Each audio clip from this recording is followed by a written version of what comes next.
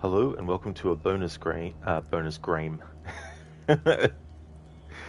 Welcome to a bonus game on the schedule, Call of Cthulhu. Hey there, Lidus. You thought it was another Tomb Raider game? Yeah, I felt like playing this game. Um, Schiller is actually live streaming Dishonored, and I was watching his stream for a bit, and I thought to myself, you know what? I feel like doing a stream. But I didn't want to do Tomb Raider because I knew that people would be expecting it in that second stream today. Because I said I would do it in the second stream. So I thought, well, I'll do a playthrough of Call of Cthulhu. I always like to play this game and find different approaches to do as well. And I'm doing a medical approach, which I'll go into detail a little bit soon. But that's the type of playthrough I'm doing for Call of Cthulhu. Oh, well, it doesn't matter if Religion plays and streams. That's what matters. Thank you for finding time to stream, my guy. God, I just noticed the stream was on mute. Stupid you. Oh, that's all good, dude. I've actually done that with Lucinda's stream. I was doing some other stuff, and I had a different tab open, and then I went back to Lucinda's stream on the other tab, and I was like, why is there no audio? And then I said in the chat, I think there's something wrong with your audio. But it ended up being my tab was muted. Evil Siphon Raider, so it's Evil Within that meets Siphon Filter, which is the Tomb Raider as well. That is a sick gamer tag. Close, dude, you almost had it. Yeah, the Evil is Resident Evil, because those were three franchises that were my early PlayStation franchises. So I thought when I was coming up with the name for my profile on my PS5, because it had been since the PS2 that I actually owned a console, like a Sony console, so I thought I'll come up with a name that has at least three of my favorite franchises put in there. I mean, there's also Silent Hill, which I could have put two in some way, but yeah, Resident Evil, Siphon Filter, and Tomb Raider. I thought you cancelled today's second stream. I thought I heard you say that yesterday. Anyway, thank you for streaming anyways. Oh, no, no, no, no. I said that I was going to do my second stream for my Tuesday instead. So I was going to do Tomb Raider Remastered at about 9 o'clock at night, my time, which I'm still doing. But this playthrough of Call of Cthulhu was literally half an hour ago. I decided to actually do this, and I wanted to stream. So it was one of those, I'm in the mood to stream earlier than the Tomb Raider stream later. But I didn't want to just do Tomb Raider because people are expecting the second stream to be Tomb Raider. So I thought, well, I'll find something else to do as the first stream before I go on my break. That happens to you a lot. Fuck, you forgot. Well, 2/3 is not bad. Oh, that's all good. That's all right. But yeah, Evil Within is a great game too, as well. Ah, hey there, Schiller. Speak of the devil. Thank you for the raid, dude. I was just telling Lidus that I caught some of your stream, and it made me think, you know what? I might actually do a stream earlier than I said I would. So here we are. Thank you so much for the raid, dude. How was the rest of your Dishonored 2 stream? Hey there, Stan. Welcome on in. It's 5:32 a.m. Germany raid. Awesome. Very, very early. Hey there, Schiller. How's things? Heck yeah. Oh yeah. I was thinking, what can I do? Because I didn't want to do Tomb Raider, because I said yesterday that I wasn't going to be doing a stream until later my time today, and that it was going to be Tomb Raider. But when I was watching your stream, I was like, you know what? I feel like streaming something.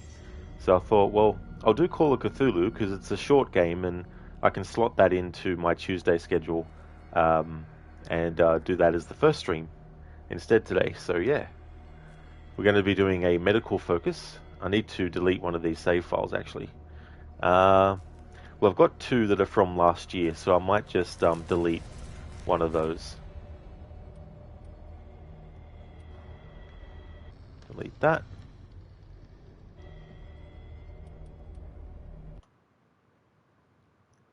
Chapter 1, Pierce Investigations Agency, Boston.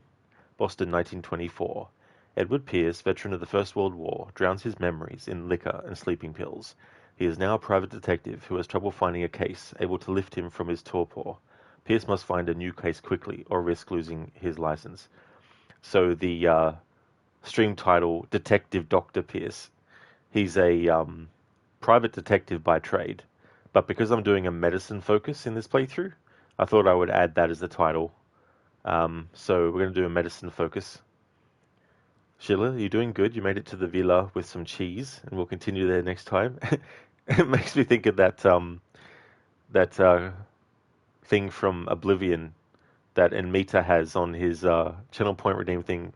Cheese for everyone. Glad to hear that you're doing good, Sheila. That's good.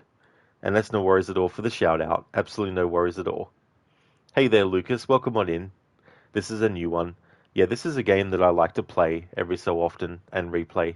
So I thought that I would do a stream of this. I wasn't actually going to be streaming anything until later today, which was my Tomb Raider stream. But when Sheila was streaming, it made me think, you know what? I actually feel like doing a stream myself. So I thought, well, I won't do Tomb Raider because that's for later today. So I'll just do something else. And here we are.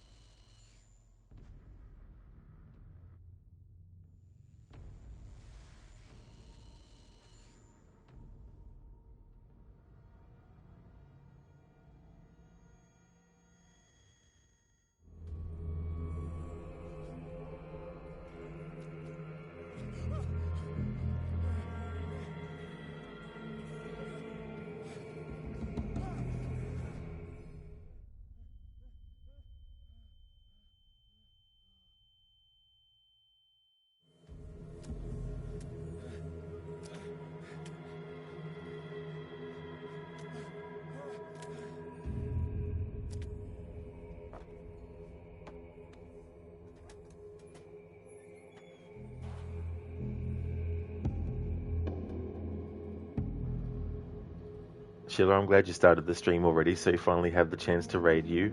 Yeah, it was great timing, dude. Absolutely. Thank you so much for the raid. It's one of those things too, you know, with different time zones and stuff. It's understandable not to always be able to, you know, catch someone's stream or be able to raid out to them and stuff. So thank you so much, Sheila, for raiding.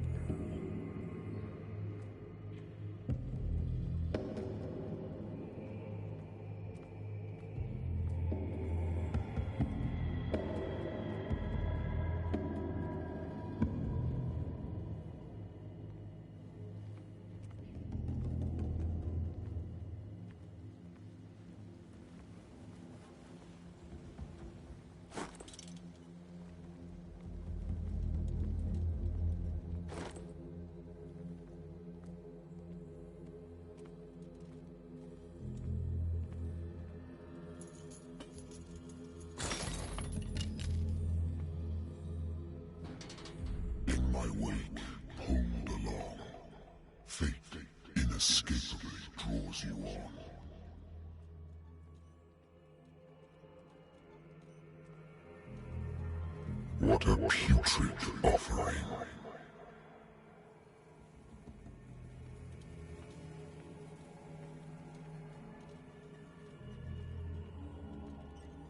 Don't fight. You have been chosen.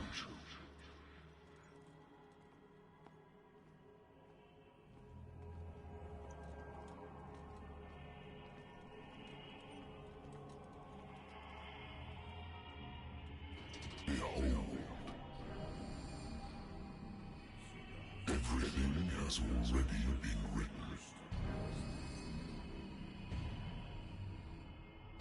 But perhaps you will attempt to change your destiny.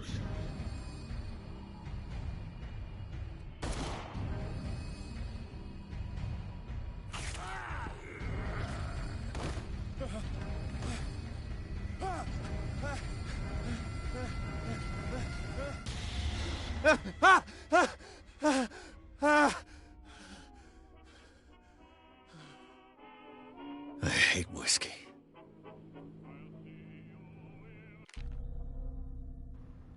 Sheila, you were actually about to call it a day as you came in, and then you were like, oh, Rod is here, let's keep going for a bit. You know, it's a lot of reloading, but that comes with the challenge, finding out what's happening and get past obstacles, and it's so nice to get past it. Well, thank you, Sheila, dude, for, you know, continuing to stream for a little bit. You know, when I turned up, thank you, dude. You know, and it's good that you're able to do something that you enjoy, too, if you're not able to sleep as well.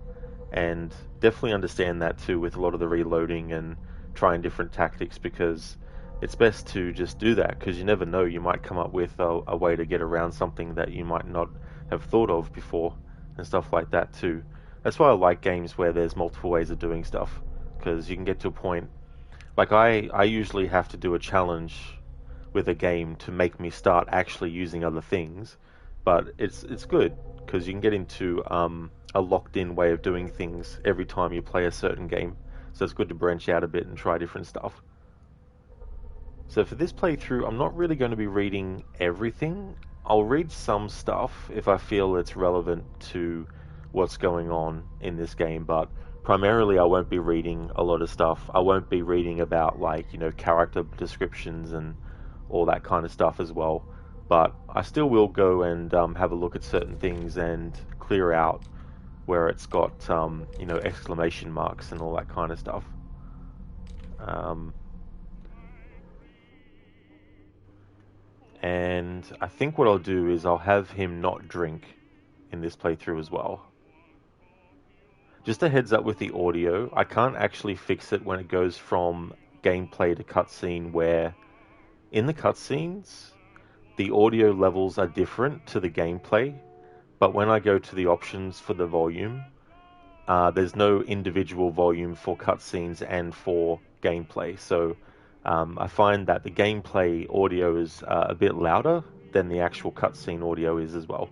So I'm going to make sure I don't talk over the cutscenes, just so that the audio has a chance to actually be heard.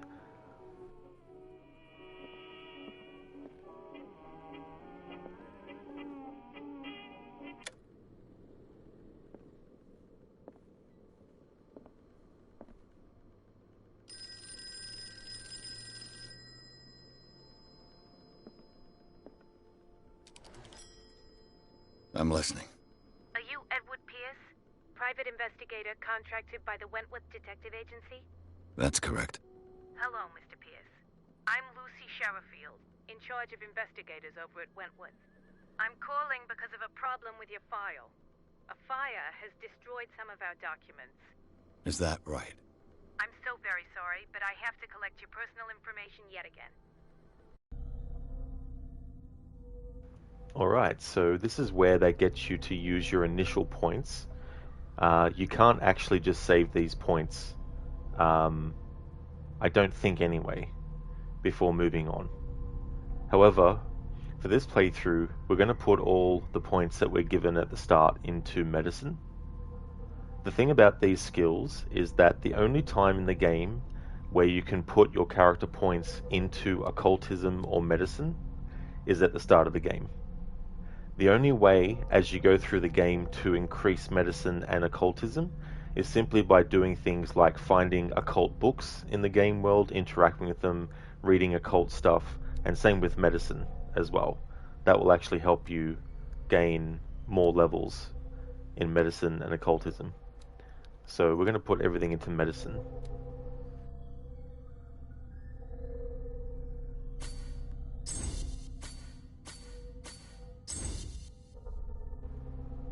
So that will get us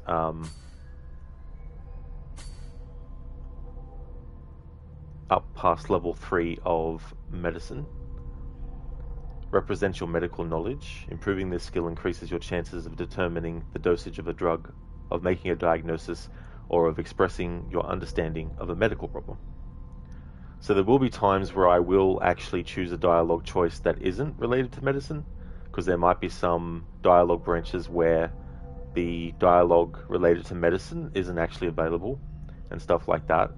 And same with interacting with things, actually. I think there's some things that if it's not medicine and you're only doing a medicine focus, you still have to interact with those things as well. But as long as the majority of what I'm choosing goes towards the medicine side of things, that's the most important thing for this particular playthrough.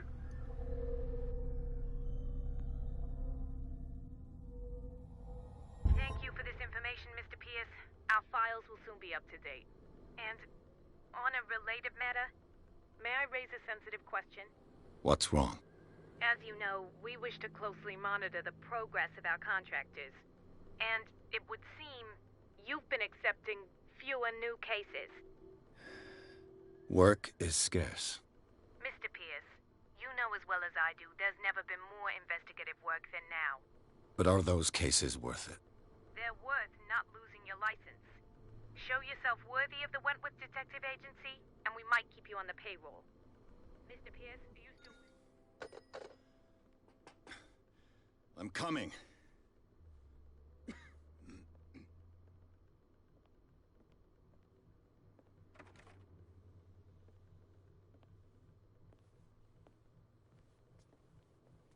Sir, I came here on the advice of a person whom I hold in high esteem, and I must say that I expected anything but a drunkard's lair.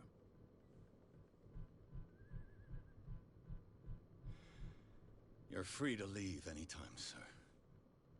Do you know to whom you speak? Stephen Webster, industrialist and art collector. All of Boston knows you. Tell me, Mr. Pierce, are you capable of handling a new case, or are you simply a deadbeat inebriate? If you come to me, it means you're desperate. Nobody believes me. They take me for an old fool. Sarah, my little girl, she is dead. Even you must know of her. She was Sarah Hawkins. The painter? Yes. Everyone knows her work. The police accuse her of killing her family. They all died in a fire. Sarah, her husband, and Simon, my grandson. I can't do anything for a woman who is already dead. Find out the truth. They say she was mad, but I know that's a lie. She would never have done such a thing. But if you have no proof... I've brought all that I have. Look. I want you to look carefully at this painting. Tell me all the assumptions that come to mind.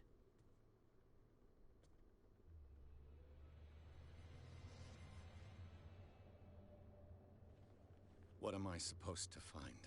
Tell me if this is the work of madness. Or if, on the contrary, you manage to detect some logic, a rationality to follow so that I may understand it. Is that all you want from me? Yes, please. All right. I'll look at your picture. That's all you've got? The painting? I placed a file on your desk. It contains everything I have on the affair. A warehouse on Darkwater. Some sketches of the Hawkins family. Rather thin.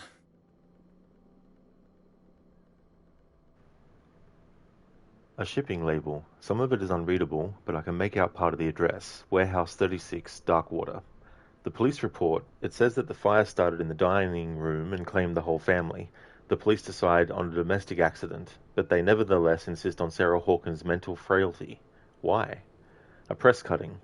An article written about the marriage of Sarah and Charles Hawkins, a businessman from the island of Darkwater. They live a recluse life there with their only son, Simon. Sheila, you actually never played this game. You should give it a try at some point. Oh, yeah, dude. Yeah, the thing about this game was that the animations are a little janky of the character models and stuff like that. But what I really like about this game is it's got a really intriguing story that I really feel draws you in. And it's also interesting having the sort of like cosmic horror kind of mystery that's going on as well. And if you like games where you play like a detective having to solve things, it's also good in that respect as well. There are some annoying sort of like gameplay segments in some cases because at some points you have to do things that go beyond just, walking around and exploring. But overall, I think it's a good game. If you ever find it on sale, it's definitely a good idea to get it on a sale price. Because I actually waited myself to get it on a sale price. When it came out here in Australia, I think it was $70 Australian, which for us here is, not as expensive as what we normally have games at, which is $100. But I felt it was worth a little bit more than that, so I actually waited quite a while. I think I got it for about $40 when it was on sale.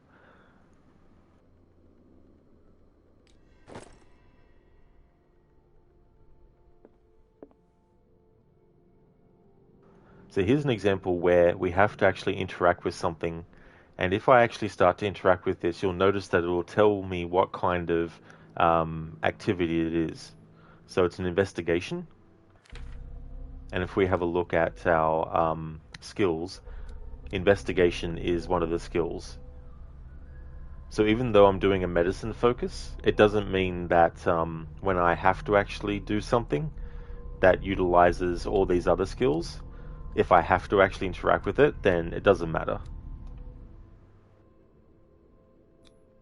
Its strange beauty isn't enough to hide the feeling of dread it carries. So, Mr. Pierce, what do you make of these elements?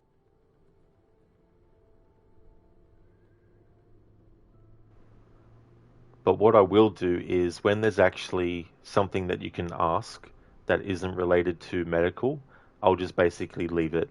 So for example, this question here about something's not right with this story. Unless, of course, it locks me out of finishing this conversation unless I choose it, but we'll just see how we go. You must tell me if what the police suggest about the mental state of your daughter is true. No. Sarah had visions. Everyone knew that. She never would have hurt a fly. She only thought she saw things. Saw things? What do you mean by that?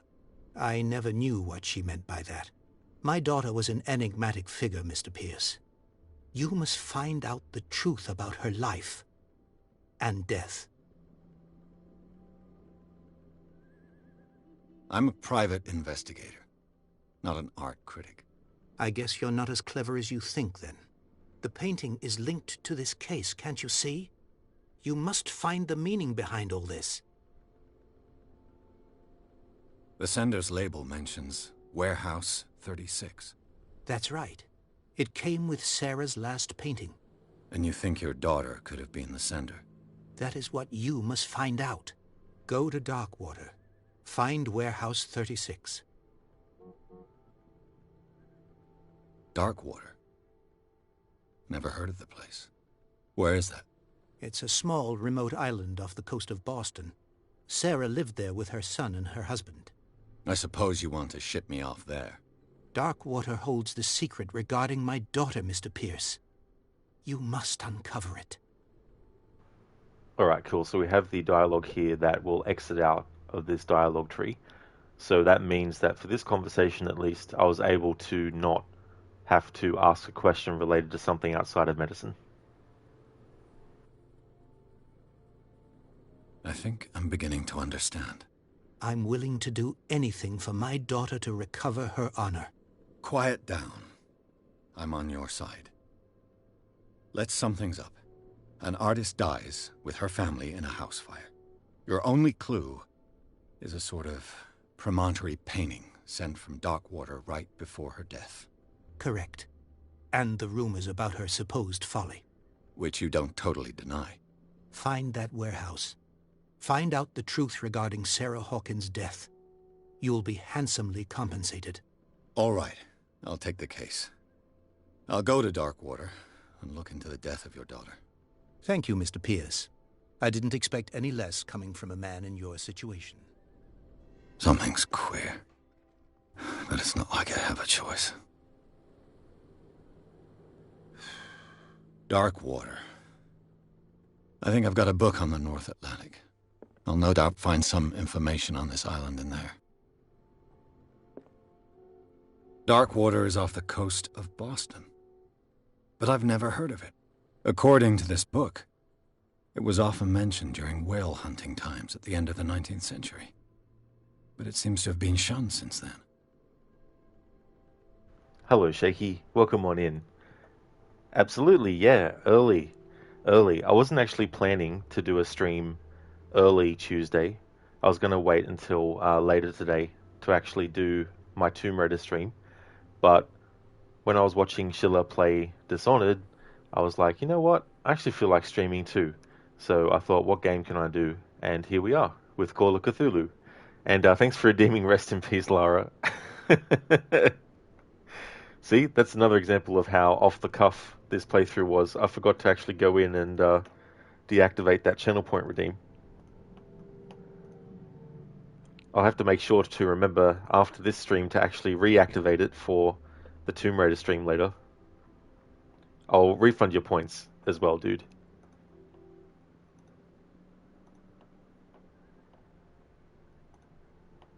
It would help if I actually went to the reward requests queue.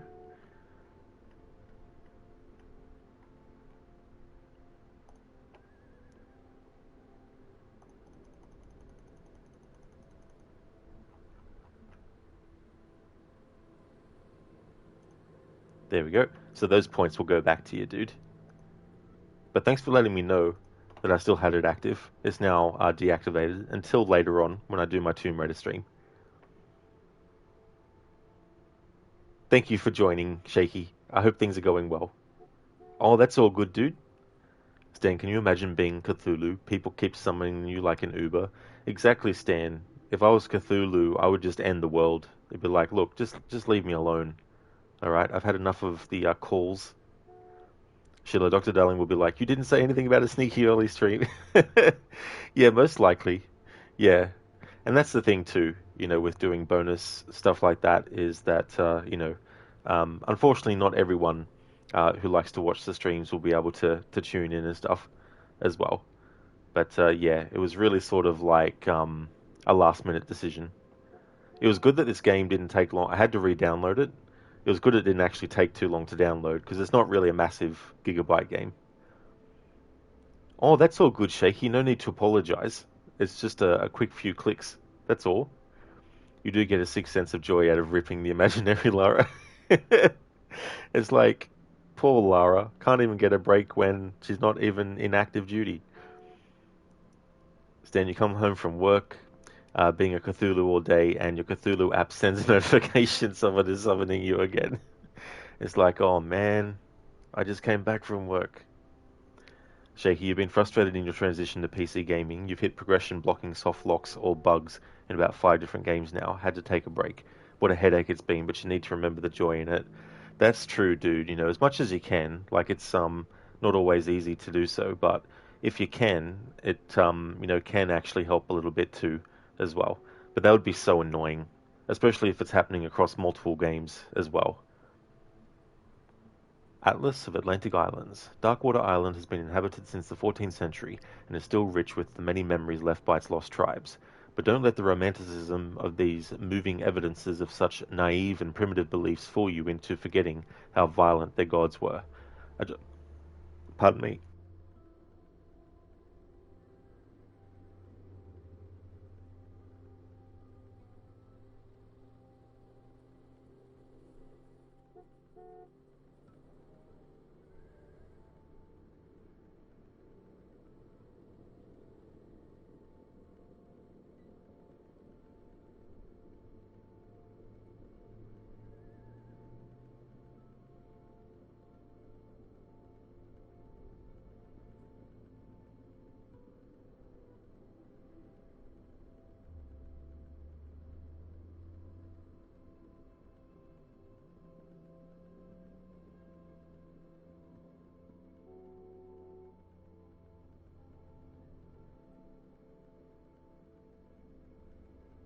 Alright, I'm back. A gigantic creature still ornates the walls of long-abandoned caves. Was it a sea or a dream god? No one knows. But today's inhabitants, the sons and daughters of the proud whale hunters, still remember the mysterious and tumultuous story of their small land off the coasts of Massachusetts.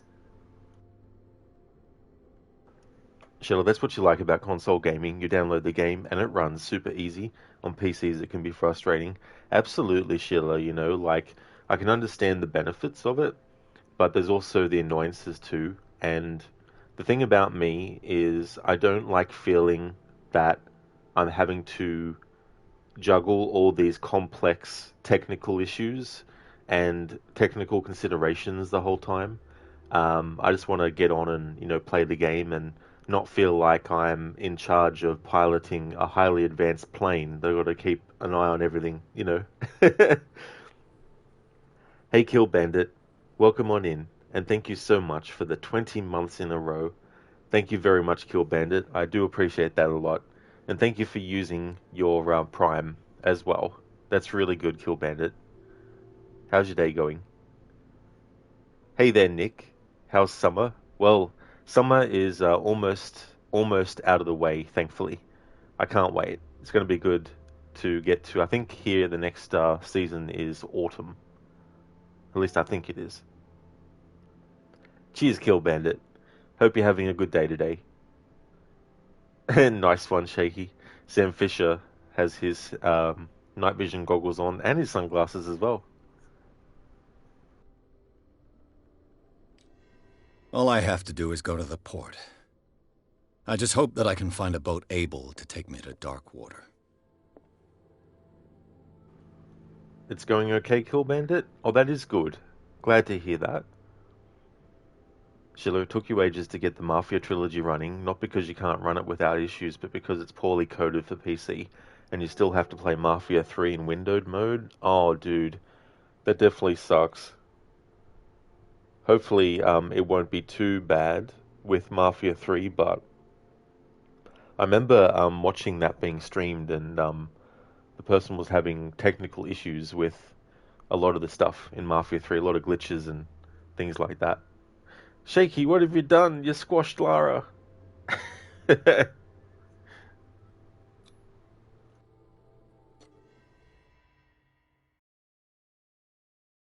Chapter 2, Darkwater Port. Pierce took the Hawkins case. The cursed artist is accused of having caused the fire that killed her and her family. As the only clue, she left her father a disturbing painting. On the shipping label, an address, a warehouse set on the docks of the island of Darkwater. The place seems to be the starting point for Pierce's investigation. Shaky, it makes her eyes look so derpy. Rest in peace, Lara. It actually does a lot, really. It makes it look like her eyes are just the two dots, you know?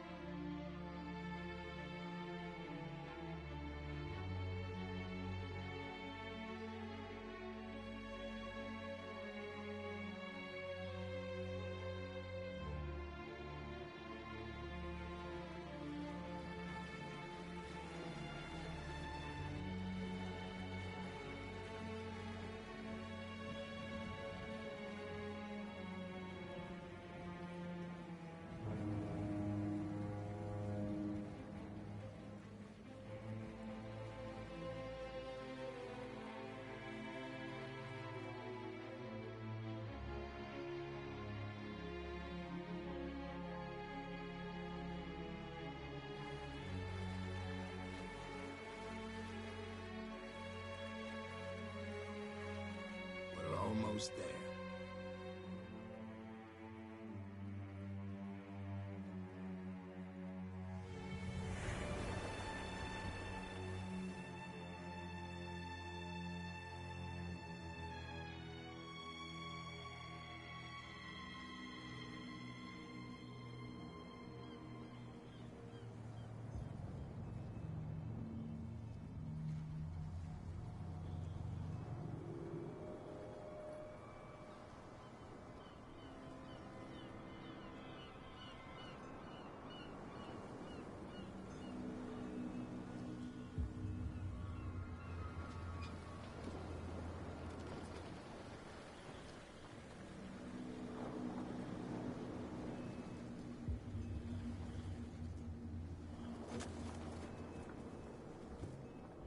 Stay on board. There's guys coming to unload.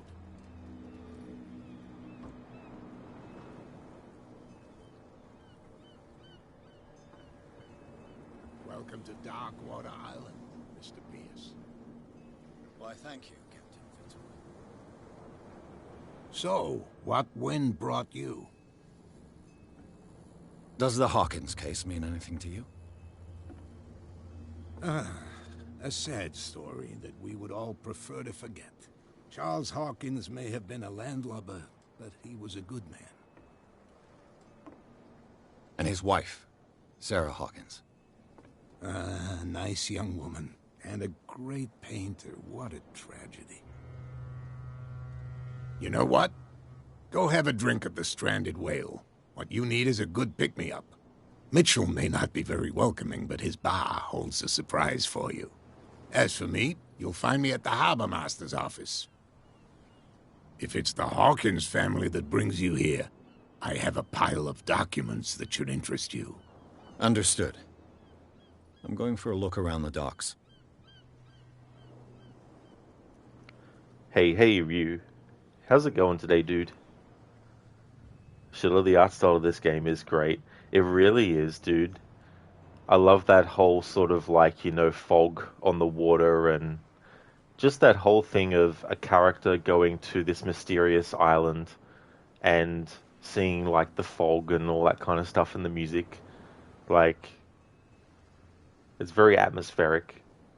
Glad to hear that you're going well, Ryu. That's awesome, dude. So it gives you the feeling to be in painting. That's definitely a good way to put it, actually.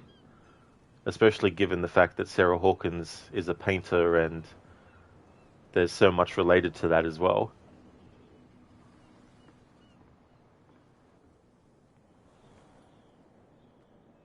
Gentlemen, please move back. Let the police do their work. Hey, Sullivan. Can't you go any faster? You've seen how old this thing is. If we force it too much, we'll break everything. You can't do that. But it's only a fish. A fish? You've got no idea. Don't badmouth what you don't know, or you'll pay for it for sure. Okay, that's enough. Step back and let us do our job. That's no way to treat an omen. Oh, yeah?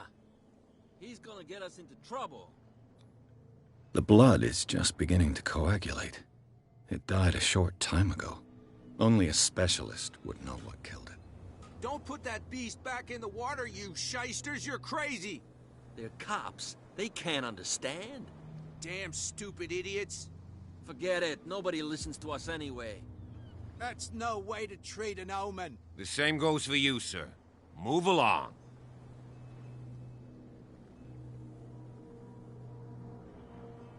I'm looking for this address. Warehouse 36, Darkwater Harbor. Ah. And so who are you? I didn't introduce myself. Edward Pierce, private detective. In any case, it's not very important. I can't answer that. You can't? Or you don't want to? Oh, no. I'm not getting into those games, me. Now, please, allow me to do my job. Don't put that beast back in the water, you shysters! You're crazy! I love that word. Shysters? This game is set in, I think it's 1928. Or is it 1924? I think it's somewhere between those 2 years. There's a lot of, like, you know, old-timey slang words that I really like hearing. A lot of Looney Tunes, early Looney Tunes has that a lot. With people being called Listen Buster and things like that. Listen Mac.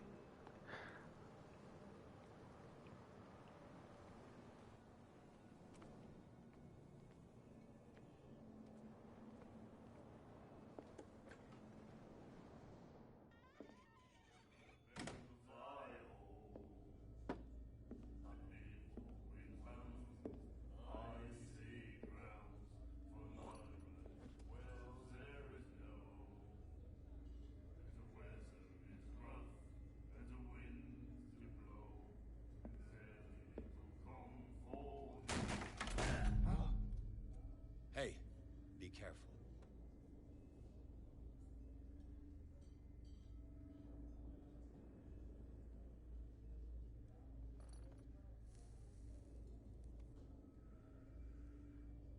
Let's get him another drink.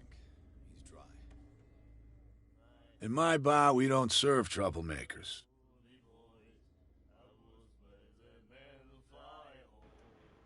Because this is a medicine focus, I won't be choosing the dialogue for eloquence or for strength. Pure instinct. I behaved like a Hun, and I sincerely apologize. Veteran, huh? 307th Infantry Regiment. Oh. Well, that'll be okay for now. But the war is over. Try not to forget it.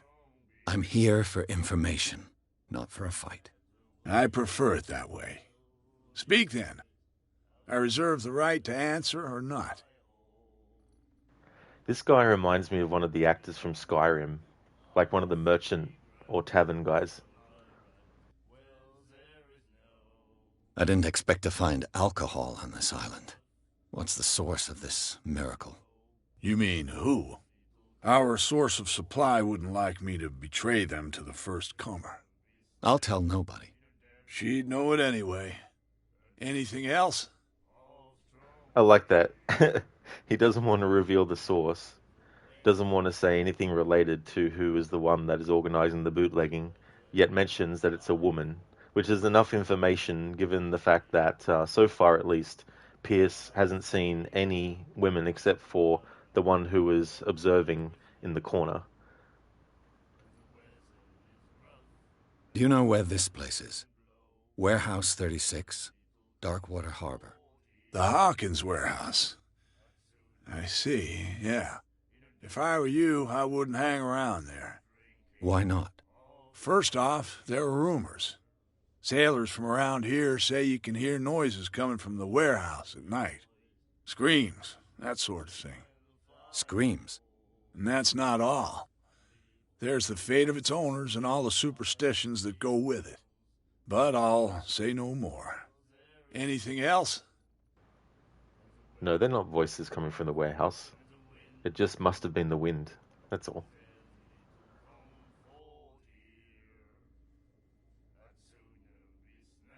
The stranded whale. I guess this bar has been here a long time. What can I tell you? I'm a nostalgic sort of guy. The name, it reminds us of the golden age of dockwater, when our whalers left for long months and came back sweating and stinking of the oil and flesh of the whales they'd been hunting. It was a tough time, all the same. Ah, but steeped in glory. We've never known such wealth since then. What can you tell me about her? We all knew she was famous on the mainland for her paintings. Never understood why. Then, I don't want to speak ill of the dead.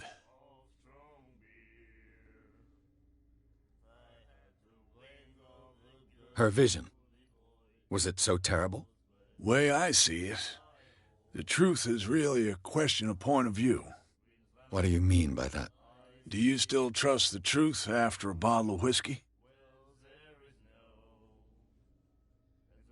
Her style made her famous. How would you describe it? Tortured? Yeah, well, it wasn't normal. I mean, for a young woman with a child and all that. We saw them in the papers and we said to ourselves, who can paint such things? Is that how she sees the world? So they made you feel uncomfortable? You need to see them for yourself. Make up your own mind. I've got what I need. Anything else?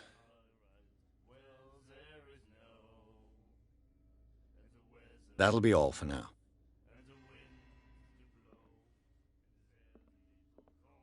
And then he said, "You have no right to treat us like this."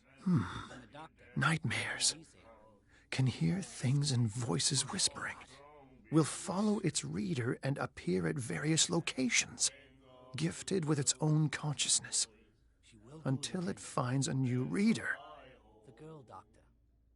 Ah, that's it. Maybe we should let him take it. No, the risks are too high. It's a book, after all.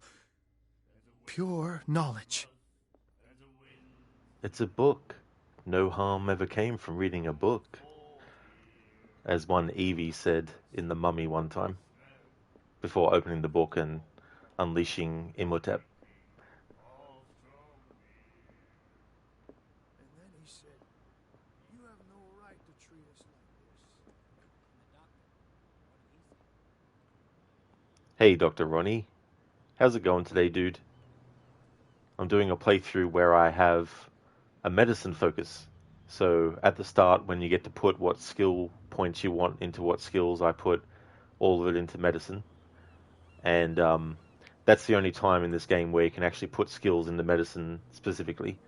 But apart from that, whenever there's like a dialogue option to ask a medical question or to also investigate something that is medicine related, doing that for the focus for this game. I don't know if you've seen this game before or played it before, but it's a pretty good sort of like first person detective horror game based on the Cthulhu mythos.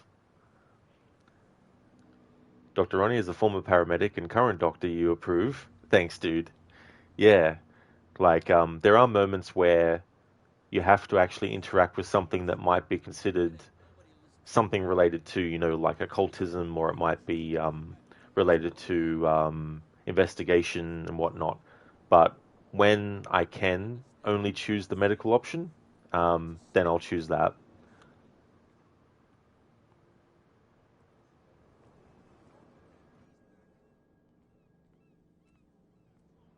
There's nothing to sort out. Your chum wanted to stir us up. But you can stay to watch if you want. You can pick up the pieces. Come on, you bastard! You'll see what a true sailor's got in his belly. You hear that? You bilge rats don't scare me. What did he call us just now? I said you were a bilge rat. And even a poxed limpet. You think we don't know what you're doing? Hidden in the fog? I'll shut up your big mouth once and for all. Optimistic. Optimistic.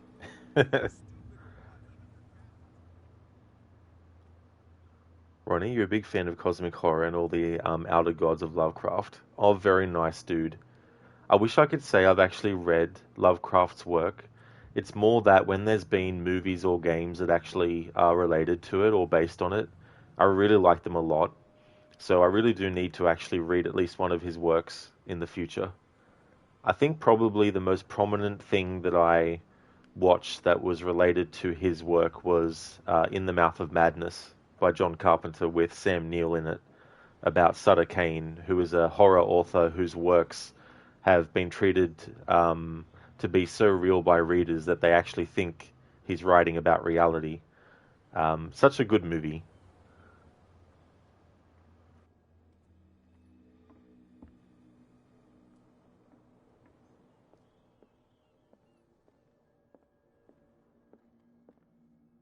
I've brought out the Charles Hawkins cargo manifests. They're on the table next to you. But in truth, you're likely to be disappointed. When you're done, come join me on the deck. These manifests are signed by Charles Hawkins. But that's all I'll get from them. Only a few dates are still legible, 1890, 1907, and a partial date. The rest of the document is blacked out. Who would want this information to be hidden? So you're saying that the hidden information is actually redacted.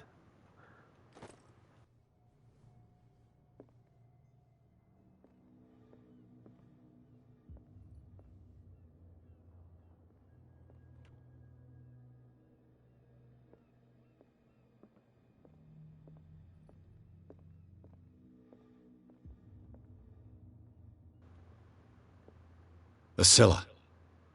It finished up beached at the entrance to the harbor. Dr. Ronnie, there's a book called At the Mountains of Madness by Lovecraft. It's a novella, so it's not very long. It's a good place to start. Oh, nice, dude. Thanks for the recommendation. Because I do recall that I think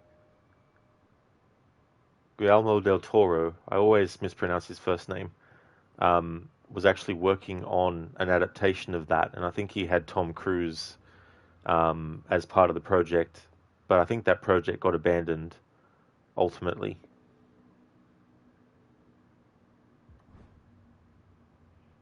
The Learning of Medicine, Volume 2. This second volume teaches ethics and good practice to medical staff.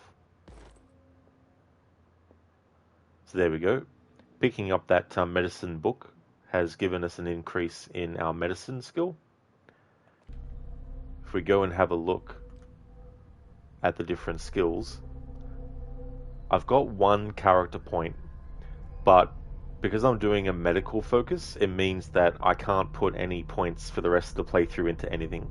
Because the game will only let you put points into medicine or occultism at the start of the game.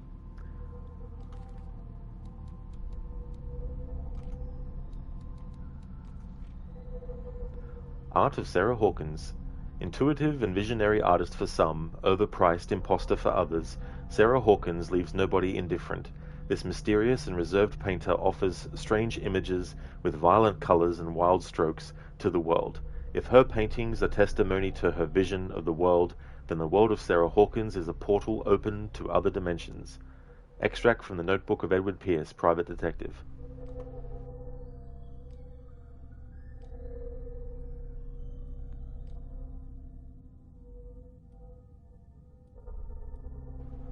Painting by Sarah Hawkins. This painting depicts a monstrous silhouette threatening a woman and child. Flames can be made out in the background. Stephen Webster, the father of Sarah Hawkins, thinks that this is linked to the death of his daughter.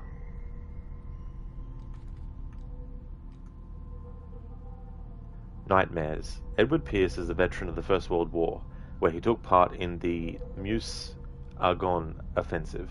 He is one of the few survivors of the Lost Battalion, American units that suffered heavy losses from enemy and Allied artillery fire.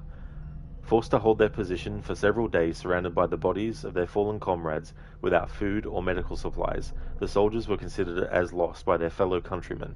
Pierce is traumatized by these events. He consumes sleeping pills and liquor to ward off the nightmares that haunt him.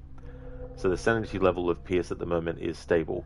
Confident in your abilities and your Cartesian mind, you conduct your investigation by sticking to the facts, your convictions, and your perception of reality. Your conclusions are logical and reliable. For now, that is. Dr. Ronnie, interestingly, Lovecraft was inspired by an Edgar Allan Poe novel called The Narrative of Arthur Gordon Pym of Nantucket. Holy shit, dude. I wonder if that's where they got the idea of Hank Pym, or his name at least, from Marvel. Never actually heard of that one. There was a movie that had Edgar Allan Poe in it called what was it called? It had Christian Bale in it. Something about the blue eye, or something like that, which I thought was interesting, but I don't know how accurate his inclusion in the story was to how Edgar Allan Poe actually was like back when he was around that age, because I think he was in his 20s or something in that particular movie that I'm thinking of. Hey there, Grail. Thank you so very much, dude, for that raid. I really do appreciate it. Welcome on into you and your raiders as well. How was your stream of Medieval Dynasty? Is that a game that's on its own, or is it part of a series?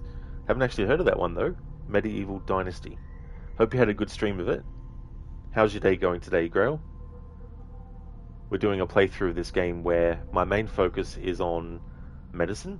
So when there's like a dialogue choice that's related to medicine, whether there's a medical book that we can pick up, anything related to medicine that I can actually choose, we just choose that. But there might be some cases where we have to investigate an object that is considered a different kind of category than medicine. But primarily, in this playthrough, it's all about the medicine side of stuff.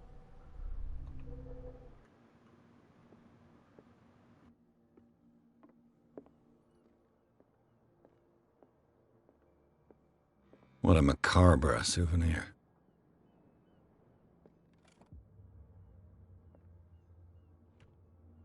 This man and Fitzroy could be twins. In this photograph, a man who looks like Captain Fitzroy is posing on the bridge of a ship. He has a wooden leg.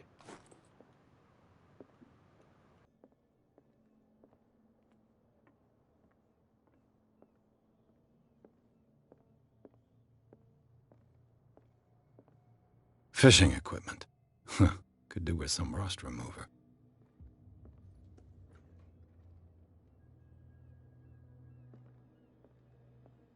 This blackboard hasn't been used in a long while. Grail, it went good. It's survival. Think ESO without magic. But we have a city that you created from scratch and manage, and it can be really extensive. That's really cool that you can do it completely from scratch as well. Yeah, never actually heard of that game before, but it sounds interesting. There's only been one game that I guess you would put it under like survival category that I've played a little bit of, and it's called The Long Dark. At the time when I played it, there was only the 4 episodes I think that were available. There was a fifth one that was coming, and years later I checked back on it, and it turns out that that fifth episode finally came out. So I'll have a look at it at a later date, and maybe I might actually do a playthrough of that game in the future at some point. Hey there, Code. Welcome on in. How to start a day with various tentacles.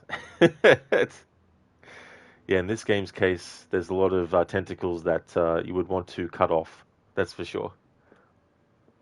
How's things going today, Code?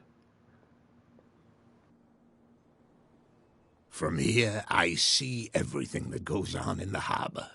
The hard-working lives of my sailors, the fights at the stranded whale. Even the antics of these wharf rats don't escape me. It's you who lays down the law around here. Oh, I wouldn't go that far. I'm just the last serving captain on Darkwater. Tell me what I can do to help you.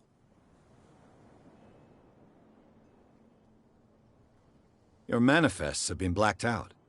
They're totally unreadable. Yeah, I saw that. I've got no idea who did it or why. I don't remember having countersigned anything special enough for someone to hide it. And why obliterate the dates, as well as the goods stored in the warehouse? You mean that the dates have some meaning? Grail, how goes the game? You've seen it, and you wondered what it was like. It's going good. I've played it a few times now, and there's multiple endings, and I've gotten each one in previous playthroughs. And what I like about this game is that there's different approaches that you can take with things, and depending on what you sort of like put your skills into, you can get some scenarios that you might not otherwise. But also, you can also get some scenarios that even if you do put skills into a certain thing, you might not get that result the whole time as well.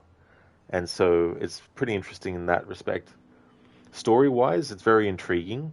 If you like games that have like a mystery to them with the story and playing as like a detective character, it's really, really good.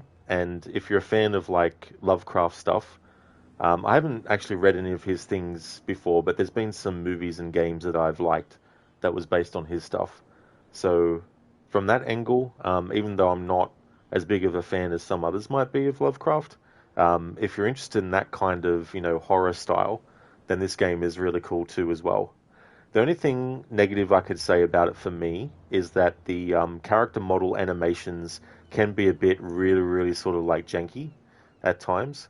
But I feel like if they were given a bigger budget and more time, maybe they might have been able to do something with those animations. But that's all the thing I could really say about this game, that I'd say, this is probably the weakest element of it. But otherwise, it's got a very intriguing story. The atmosphere is great too, as well as some of the visuals that you see and the music and all that kind of stuff. I know that Charles Hawkins was descended from a family of ship owners, and the island's fishing industry was hit badly. Indeed, we specialized in whaling, but no whalers went out to sea after the miraculous catch of 1847. So where did the Hawkins family get its money? Well, from what Charles inherited, I presume.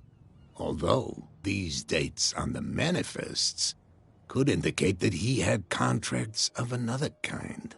With whom, I wonder? That's all good, Grail. No worries at all, dude.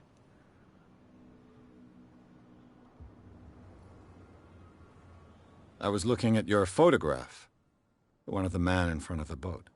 Ah, yes, I can see the one you're talking about. Interesting resemblance. I thought it was you, but with a wooden leg. And for good reason. That's my father in the photograph. Your father? John Fitzroy, captain of the Scylla. His wooden leg is here. You can go and see it if you're interested. I'm just back from the wharves. The dead killer whale is unsettling the sailors. Ah, yes. Us men of the sea are superstitious folk. Killer whales don't have many known predators. That's true. And normally, they're not found around here. But, you're gonna take me for a fool. Give it a try. Have you heard about the depths? Trenches that plunge into the earth and that shelter creatures unlike any other. You're talking about mythology. Ha! Indeed, you're right. The police took the decision to put the killer whale back into the sea. You've got to understand them. They didn't know what to do with it. I think that was a mistake. Who says that whatever caused those wounds is no longer in these waters? You think we should have kept it? To look into the real cause of its death, at least. Hey, Mr. Goatee. What was that I heard? Oh yeah, it must have been the wind. You're right. Welcome on in, dude. How's your day going today? I'm looking for Warehouse 36. Do you know where it is? Look, it's right there. The warehouse is opposite the jetty. You can't miss it. Understood. You know who the building belongs to, don't you?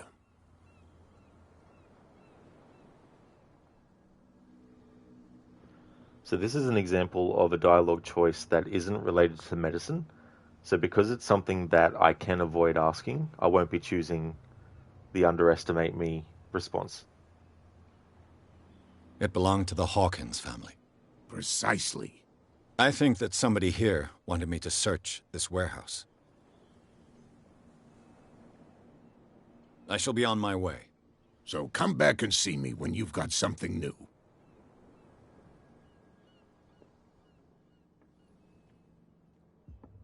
Hey, Oliver. Good morning. Mr. Must Have Been the Wind. How's it going, dude? Good to see you in chat again.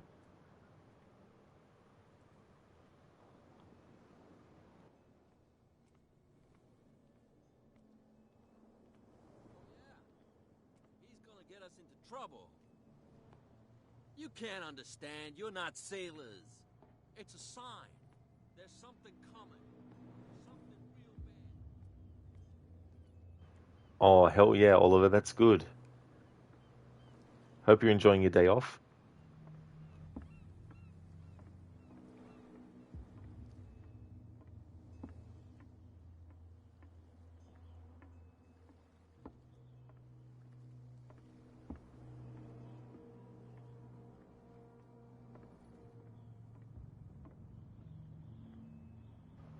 Alright, so I'm not going to interact with this because that symbol means it's an occultist related thing.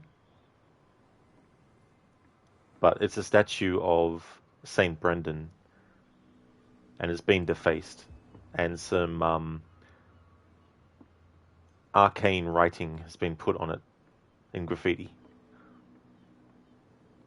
All of you just woke up, getting ready for the day, brekkie, and then gym? Oh, hell yeah.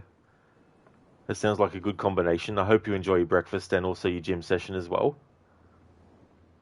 What kind of breakfast do you like to have?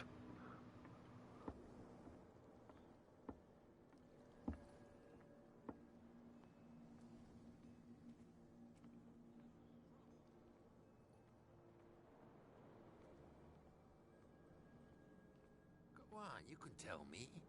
No, if it gets out, I'll have serious problems with you-know-who. I bet that you hid them somewhere in your hut on the docks. Not even. And don't go looking there.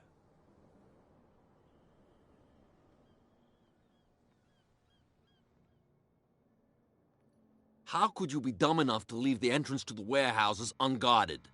Keep your voice down. Why not go and shout at the cat while you're at it? I don't want to end up with her little knife under my throat. It's a stiletto, you idiot. And with that smell on your breath, I don't give you much chance anyway.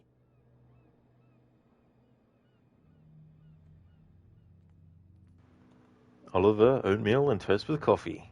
Don't need more to make you happy. Oh, very nice, Oliver. That's good. Yeah, it's good to have those combinations of food and drink that you like to have for a meal, and it really gets you ready for the day to come and everything. Grail, yummy. You're about to crash out, lol. That's all good, Grail, for sure.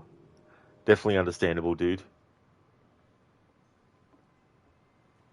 That's right, I was going to go this way, because this is where the guy's hut is, or shack, that he was talking about.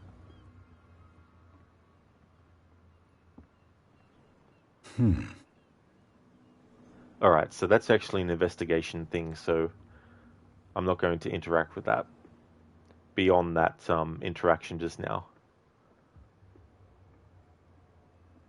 But if you want to actually investigate that, Edward will try to pick the lock. And depending on either your skill level in lockpicking or the RNG of the game with lockpicking at the time, you'll either succeed or not. Forget it. Nobody listens to us anyway. That's no way to treat an omen. You can't understand? They're not sailors. Some of the dialogue that you can hear in this game over and over again from NPCs.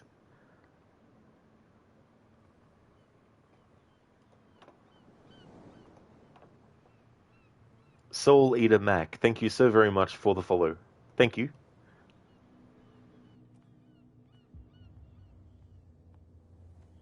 You saw what happened with those sailors. Don't hang around here unless you want trouble with the bootleggers. This warehouse looks abandoned. Why does it interest them so much?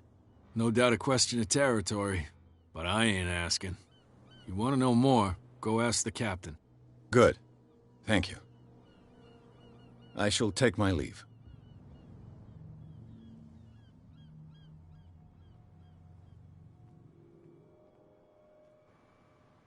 Soul Leader Mac, apparently you were before but unfollowed or something, not sure. Oh, that's definitely fair enough. I've had that happen too, where I've followed someone and then they haven't turned up in my feed when they're live, and I'm like, oh, I could have sworn I followed them. But thank you for the follow. You had 300 points. Oh yeah. I can't remember now how many channel points someone gets for a follow. But I think it's like around 300, possibly. Shaky with the orange peel and the sunglasses. Very nice. I mean, the orange peel doesn't want to get its skin burned so much that it actually looks red instead of orange. 300 Soul Eater Mac. Oh, well, there we go. Yeah, so 300 points.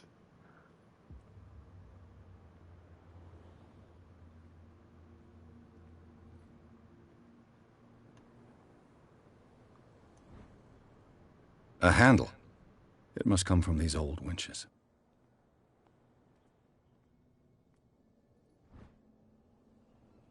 This ratchet device seems to be usable. A whale vertebra. This place is full of junk.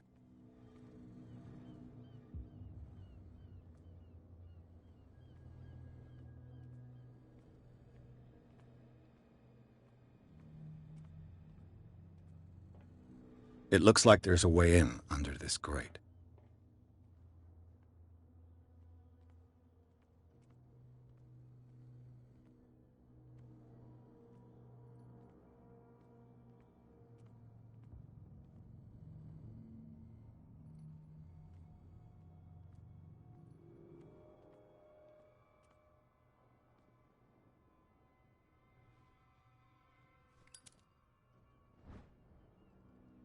An old cogwheel. Rusty, but in working order.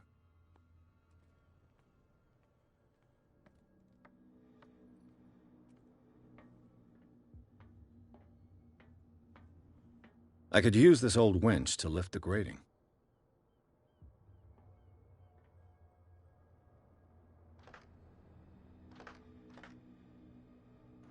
Alright, so I can't actually interact with this because it's related to strength and not medicine.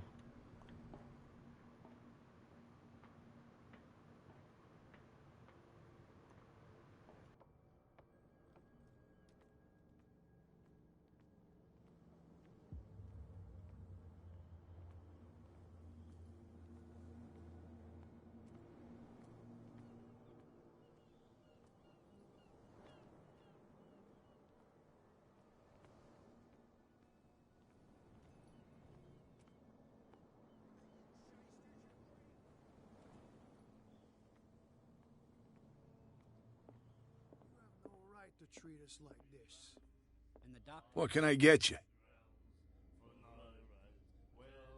What do you know about the Hawkins warehouse? If I were you, I wouldn't hang around there. Why not? First off, there are rumors. Sailors from around here say you can hear noises coming from the warehouse at night. Screams, that sort of thing. Screams? And that's not all. There's the fate of its owners and all the superstitions that go with it. But I'll say no more. Anything else?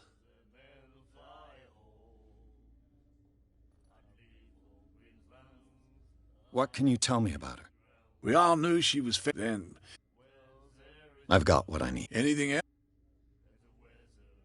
That'll be all for now. And then he said, "You have no right to treat us like this."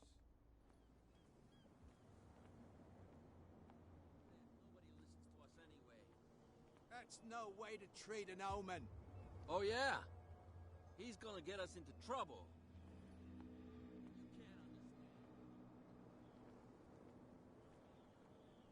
Go on, you can tell me. Who's this guy? No idea. You better keep it shut. Why, we don't have a clear conscience. Quiet.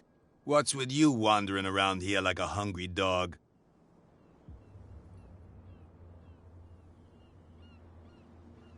So I can't choose eloquence, but this is another example of a certain dialogue approach that you could try to take related to the eloquence skill. I've got to enter the Hawkins warehouse. I guess it's going to be complicated. No, it's very simple, in fact. Fuck off. I don't give a damn about your racket. I just want to get into this warehouse. And we don't give a damn about you. Whatever your reason for wanting inside, there's nothing we can do for you.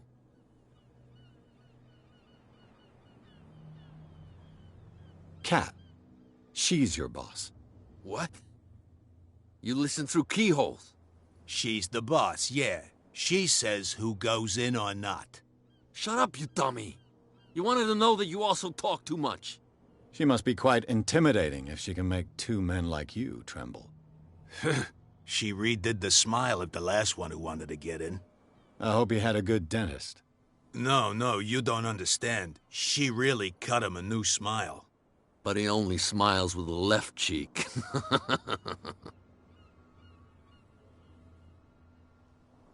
She sounds frightening, your boss. And she doesn't like to be talked about behind her back. So, who are you? Are you stupid or are you doing it on purpose? Everybody knows us on Darkwater.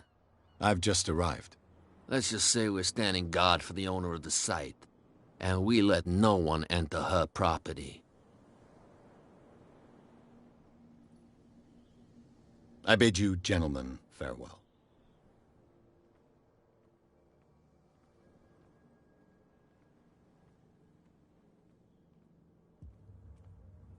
You live here? Why did you do that, huh?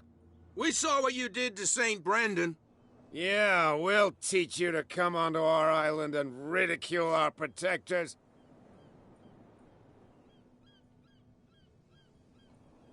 How can I be the one who defaced your saint? I've just come ashore, you idiots.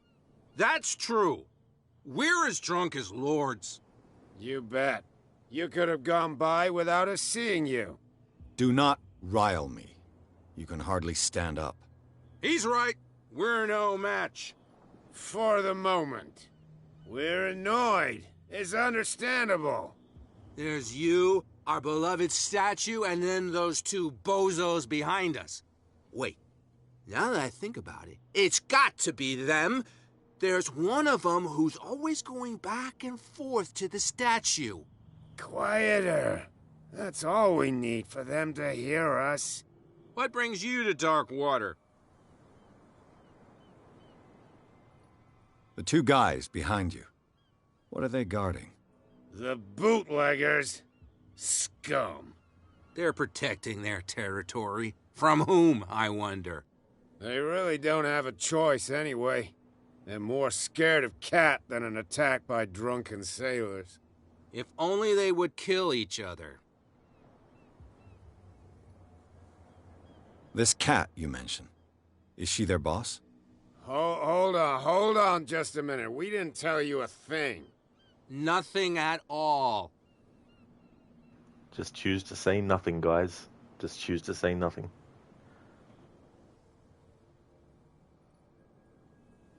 That statue represents your local saint. What do you mean by local, exactly? You wouldn't be looking down at us, like all townspeople do. St. Brendan. He protected whalers and fishermen like us. Until those assholes defaced him. Stan. Way, hey, drunken sailor, hey, early in the morning. Peculiar house. Yeah, that's where we live. Our boat. It's not because it doesn't float anymore that we're going to abandon it. Isn't it a bit early for alcohol? We got nothing better to do anyway. There's not much work around here. Fitzroy gives us a few chores every now and again, but since the whaling station shut down, ain't a lot of jobs left around here. So we drink.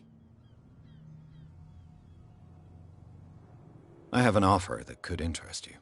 We're listening. I need you to keep them busy for a while.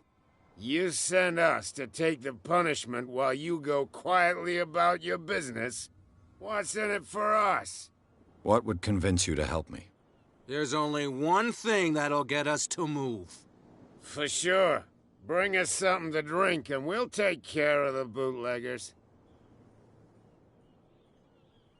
I'll be back. Take your time. We're going nowhere. Stay here. I'll be back.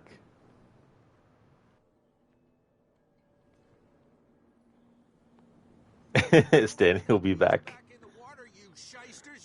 He will return momentarily. They can't understand. They're not sailors.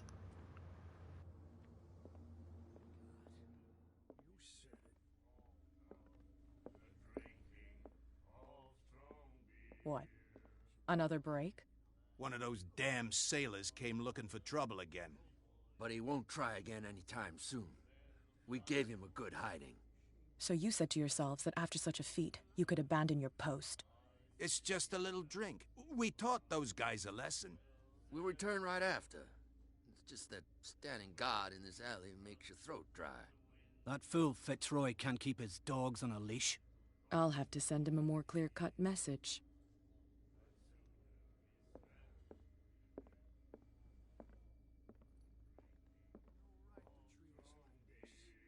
And the doctor, what did he say? He laughed. My God. You said it. Stan, that shit broke us. What can I get you?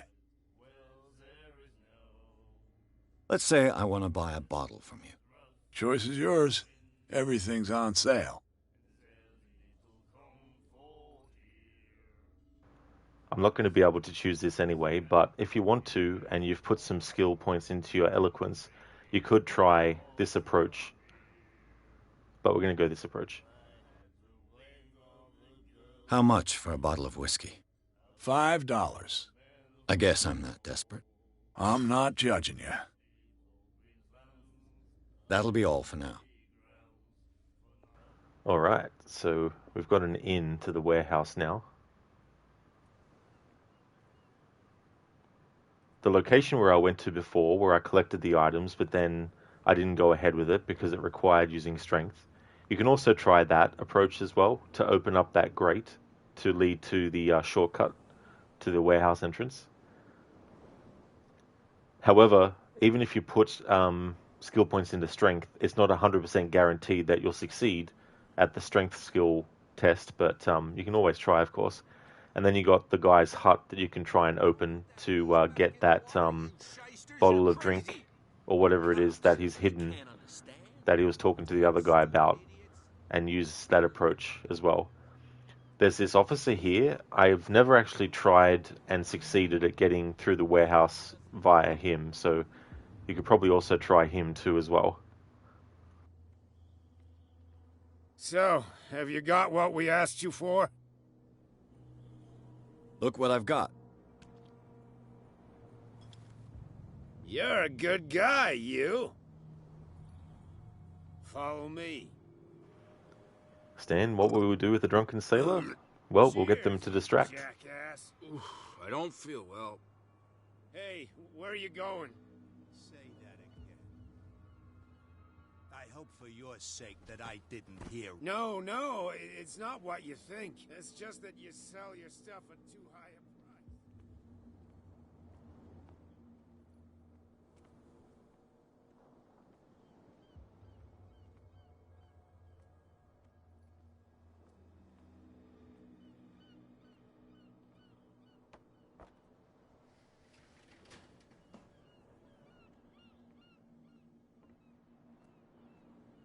Let's see. Alright, so that's an investigation.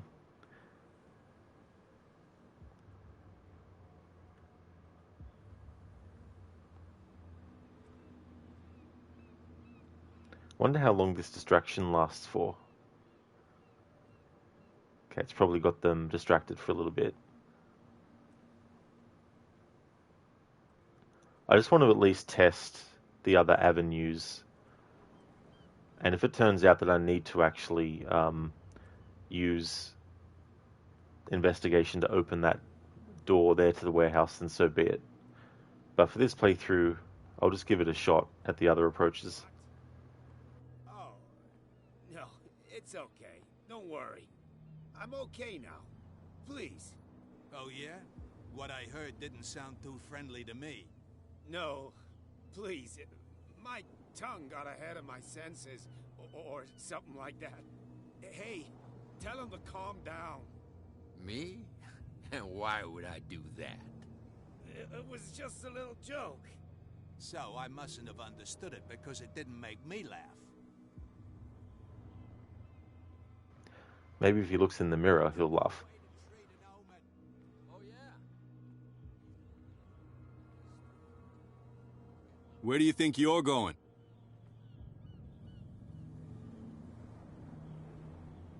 I'm not here to hinder your work, officer. Edward Pierce, private detective. Sorry, we're all a little on edge today. What are you doing here? I'm investigating the death of the Hawkins family. Darn it. Why do you want to drag up all that stuff again? My investigation has led me to this warehouse. That case was closed months ago.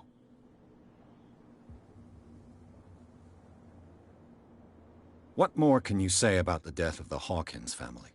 Not much more than what everyone knows. I wasn't on the case. They were all burnt to death, right? Up at their place. The whole mansion went up in flames. Don't get it into your head to go wandering around up there. It's dangerous. What do you mean by that? The only one left there is old Silas, and the accident has affected him badly. He can be unpredictable, especially if a stranger starts poking around the property. Is he a danger to the public? No, he's in his own home. Do yourself a favor. Leave him well alone. You again? I told you to beat it. No need to get worked up. You didn't tell him to beat it. You just said your piece and then that was it. Oliver, by the way, what happened to Lara? So with this stream, it was like a spur-of-the-moment decision. And I thought, well, in yesterday's stream I said that I wouldn't be streaming Tomb Raider again until later my time today, which would be 9 PM. And Schiller was streaming, and I checked out his stream for a little bit, and I thought to myself, you know what? I actually want to stream something too. So I thought, instead of streaming Tomb Raider, I'll choose something different that's not actually on the schedule. And so here we are.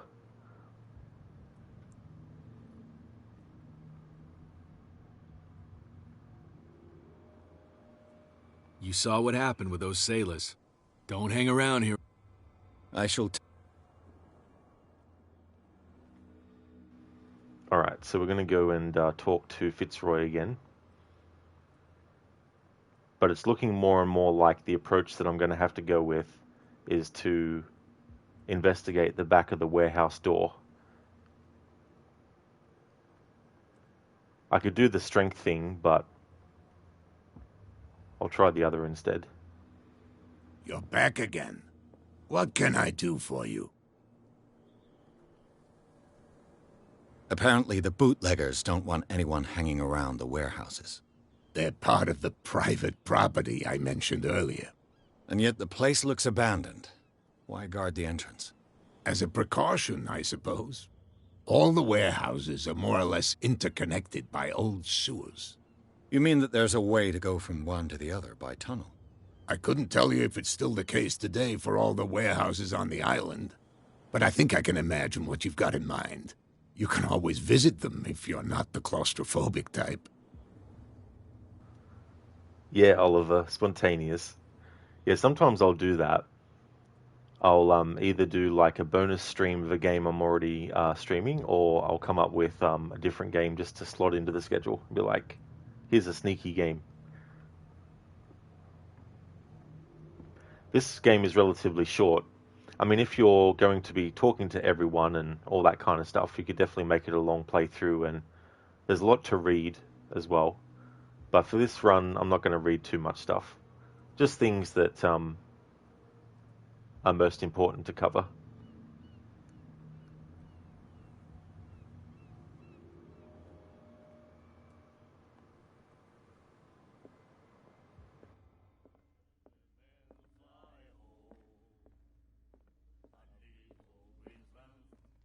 What you looking at, stranger? I'm just passing by, sorry. Let me drink, stranger. And what's your story, Mr. Bowler Hat Man? Although it's probably not really a bowler hat, but still.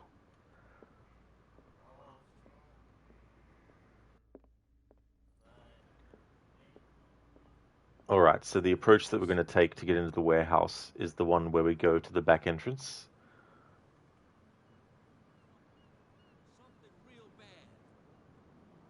Don't put that beast back in the water, you shysters. You're crazy.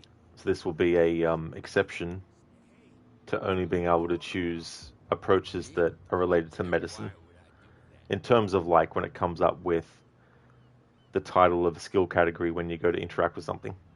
In the case of this door here, it's got investigation, which is one of the skill categories. Any other dialogue choices that have different icons for general talking, I can choose those, of course. Oliver, hello there, lovely stranger. Cat is known to give people a big smile on their face, but not in a way you might expect.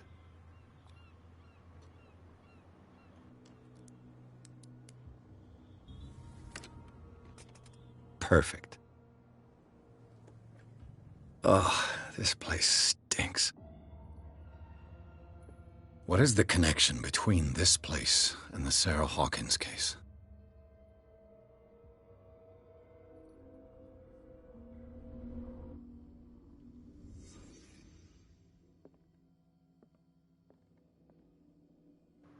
Alright, so that isn't medicine. That is, however, that icon is the medical icon. Who has enough money to buy painkillers, but stays in a place like this? It smells as bad as it looks. Nice one, Oliver. Joker, let's put a smile on that face. Can't sleep. I know how that feels.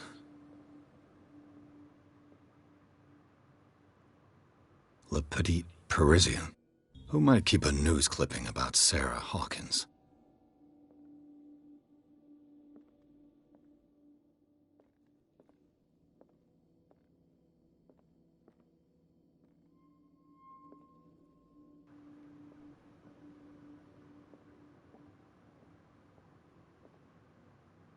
Alrighty then, so we've got a situation here now where there's 3 more things that I can interact with, but they are all things that are unrelated to medicine. Like this one is the occultism symbol, this one is the psychology, and then this one is the psychology as well. However, there's no way to progress past this point without actually looking at any three of these ones that are left. I think from memory, if I just look at the painting, that will trigger the next step, I think. But in any case, I'll make an exception for this part. We'll try the painting first, but if we can still interact with stuff, then we'll have to interact with the other two things as well. Although Heath Ledger is the best Joker, try to change your mind. He was great. There's some that say that he's only popular as the Joker because he died, which I feel is a bit of a disrespectful thing to say. But there's nothing wrong with not liking his performance. I think that's a different thing. But I feel like those who like his performance, they don't just like it because he died. They like it because he did a great job with that version of Joker as well. So I really liked his portrayal. I think it was wise not to try and redo a different version of Joker that had already been done. But, try and come up with something that echoes different Jokers, but also is a little bit, unique to him and all that kind of stuff. So I really liked his performance as the Joker. I think he did a great job with it. Is this one of Sarah Hawkins' paintings? There we go, so I was right. So interacting with this painting triggered the end of the reconstruction. So we won't look at the other two.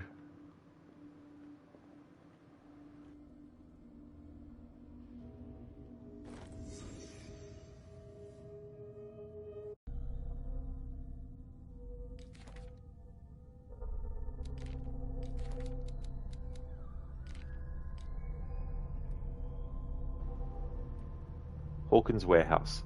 Officially unused since Charles Hawkins' death, this warehouse recently housed a clandestine resident. Signs of life attest to the fact. The presence of blood-stained bandages must also be noted, probably removed from a wound, as well as pills, painkillers and sleeping pills. Moreover, the occupant seems to be obsessed with Sarah Hawkins, as attested by the presence of several documents connected to the artist's life, photograph, press cutting. But it is the discovery of a partly charred painting, recognized by Officer Bradley as having come from the Hawkins mansion, that allows all doubts to be lifted as to the link between the contents of this building and the Hawkins case. Oh, nice, Mr. Goethe, that's cool. Heath Ledger was also your favourite Joker? Nice. Oliver, nah, his performance was the best. I don't think he was good because he died. Yeah, Oliver. Yeah, that's the thing, I mean, if people feel that way, that's one thing, but I don't think it's a really good way to look at it, you know what I mean? I feel like if the performance was terrible and he died after having done a terrible performance as the Joker, then, that's something irrespective of the death. It's not the death that caused him to be a bad Joker, if he was a bad Joker, So I think the same can be said if he's a good Joker and his performance was great, him dying doesn't have any effect on whether or not people think that his performance was great, So I feel like with that kind of logic, logic in place, it's kind of like, I think it's a bit unfair to say that he's only popular because he died and that there's nothing in his performance that makes him popular, or well-liked and stuff like that.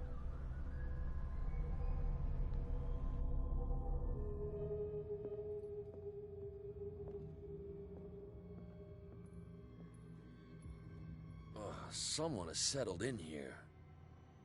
And whoever it is has something to tell me about the Hawkins case. Is there anyone in there? You! Don't move! Detective Pierce. I told you to stay away from this warehouse. We're not going to choose this option, but you can threaten if you want to test your strength or professional skill. You can test your psychology by saying to team up, but for this playthrough I have to choose one of these two options. Someone else is interested in Hawkins or the case is far from being wound up. Wound up? You mean messed up? Oh, we don't take no lessons from the likes of you. We do our job carefully and fairly. No stone was left unturned. Really? Can you explain what this painting is doing here? This strange portrait. Wait, I know it. It was in the Hawkins mansion when we came to investigate the fire. So you confirm that it was removed from the crime scene? Interesting. I'd like to go and see the mansion now. Of course. You want to go back along his trail? I'd like to understand how this painting made it to here. Come on. My car's parked down the way. Andrews, would you please shut the door? And open your eyes, damn it. This guy went right under your nose. God damn it. Her again. This case has nothing to do with you, Baker. Clear the passage or I'll shut you up for obstruction. Officer Bradley, you've finally grown a pair. Too bad you're too fat to see them down there. Why, you... Come on, keep the smile. You don't want to force me to widen it. Okay, I get it. Can we go to the mansion now? Who the hell are you? What were you doing on my turf? I've got my eye on you. We'll meet again. Is it far, this mansion? Look behind you, at the top of the ridge. You see the building? That's the Hawkins mansion. Come on, we got some driving to do. Oliver, you want to play with that cat? I think you might want to need 9 lives yourself as well. Chapter 3, Garden of the Hawkins Mansion. Pierce managed to get into the warehouse. The place, thought to be abandoned, revealed some surprises. Signs of recent occupation as well as a partly charred painting. Interrupted in his searching by Officer Bradley, Pierce convinced him to join his investigation. The police officer is willing to drive the detective to the Hawkins mansion.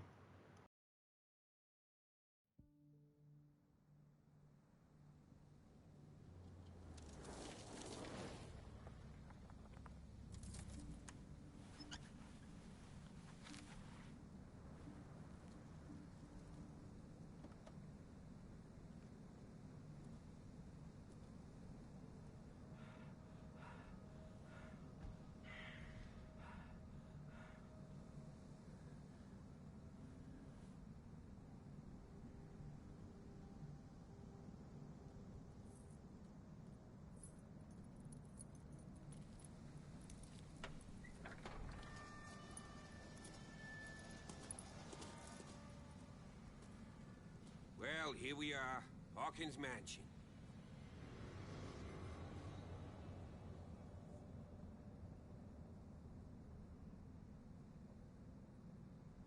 The place has been abandoned since the fire.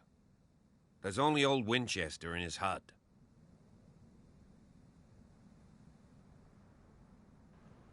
We can't test this anyway, but even if we could, I wouldn't be able to do it for this playthrough. But you can try your spot hidden and professional skill by asking that question. This one, investigation professional, I can't use that in this playthrough, but you can actually use that if you like. The unlocked ones, they're fine, because even if they're a question related to something other than medicine, it still doesn't matter. I can still choose them, as long as it's not choosing something that doesn't have a medical icon. So we can choose these two as well. Oliver, absolutely, you need 9 lives when trying to live with women. You said it, not me. I'm staying out of that conversation.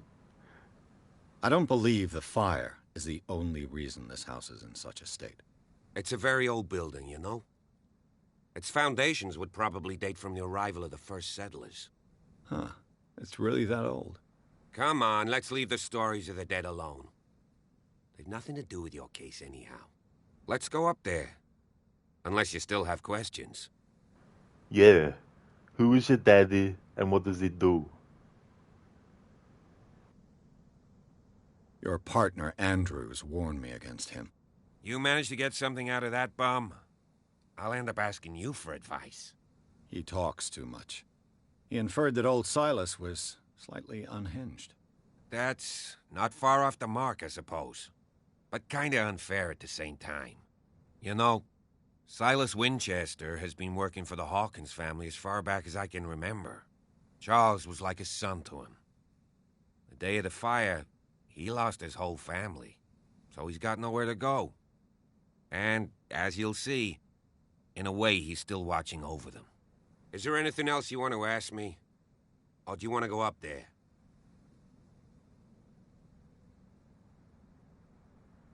I prefer to be prepared if there's going to be trouble. It's a wise attitude.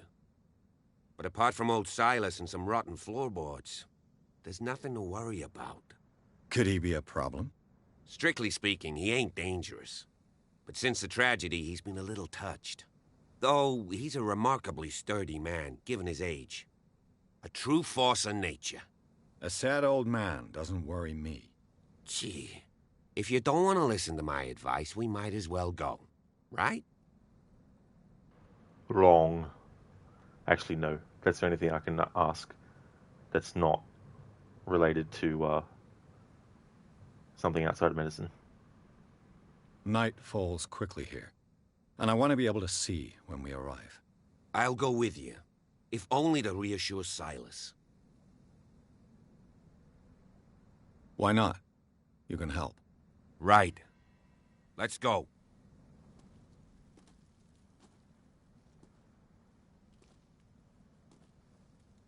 Wow. What a mansion.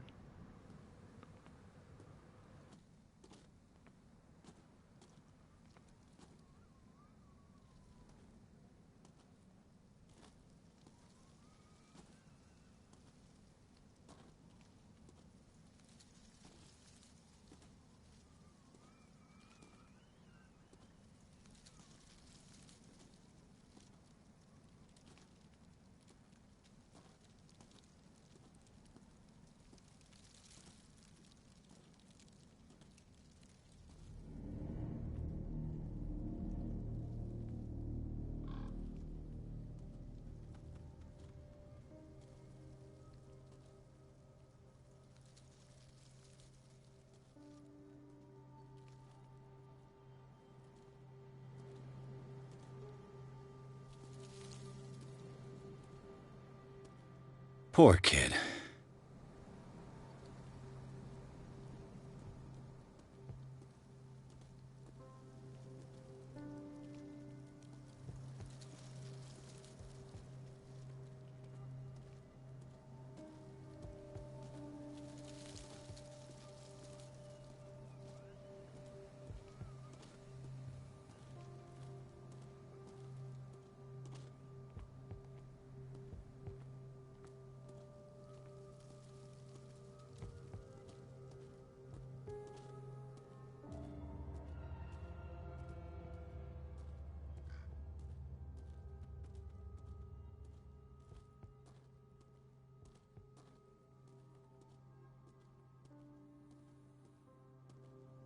This entrance is still in use.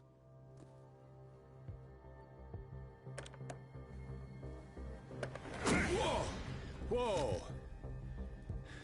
You are trying to force the door, you nosy prick! Easy, sir, all right? Put down the axe. You know what we do with rubble like you? We gut them. Dump them into the ocean. Whoa! You're Mr. Winchester. Lower that axe, and let's talk calmly. I'll show you how we have it out on Darkwater.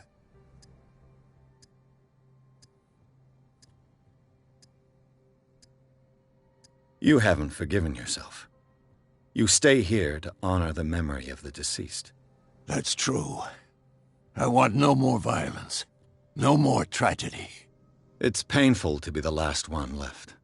You don't know how right you are. Understood. I'm listening. The police report describes a domestic accident, but Stephen Webster has several reasons to believe that this may not be the case. Webster is as stubborn as an old mule, and I did tell him that we should let the dead rest in peace. He wants to restore the reputation of his daughter. I just need to see where the fire started. No, I can't let you in. The mansion isn't safe. That's why you barricaded the entrance. That's right. And this door? It's locked, and I make sure it stays that way. The sooner I carry out my investigation, the sooner I wrap up the case and return to Boston. After which, you'll never hear of me again. Huh. I like the sound of that, but I have a better idea. You leave right now, and you never come back. Silas! Pierce! In God's name, what are you doing? Officer Bradley, this hood was trying to break into the mansion. Do something, Bradley, or this story will have a nasty ending. I vouch for him, Silas. He's working with us. We have reason to believe that someone entered the mansion and stole some paintings. Impossible. I would have seen it. Better safe than sorry. Now let us in. I promise to keep an eye on this one. Okay, then. I'll leave the key with you. You could have told me that earlier, Sonny. Let's see what more I can learn from this mansion.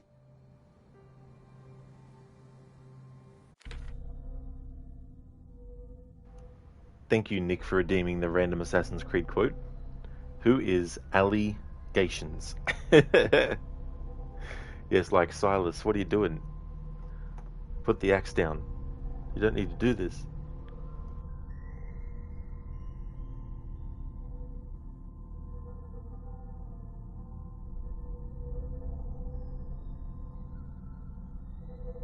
Okay, so I've got an Assassin's Creed quote. All rigged up. Perfect. Let's put our plan into action. Stand back. Ready? Wait. Whatever for? There are children in there. Jacob, my dear. Starrick uses child labor to manufacture goods. We must put an end to his production line. But not like this. Why not? I can do whatever I damn well please. Soon you will understand what it is to be free, as I am. Light them up, boys. No!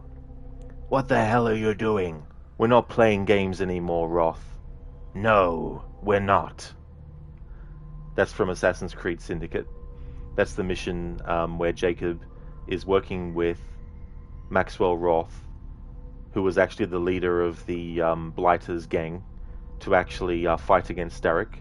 But Jacob draws the line because the warehouse that they're about to blow up actually has child workers that are going into the building.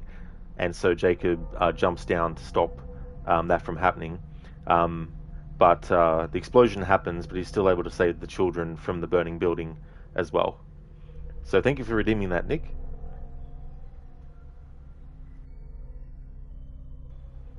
Exactly, Nick. 100%. Yeah. Having to, work all those hours and all that kind of stuff. And explosions as well. Exactly.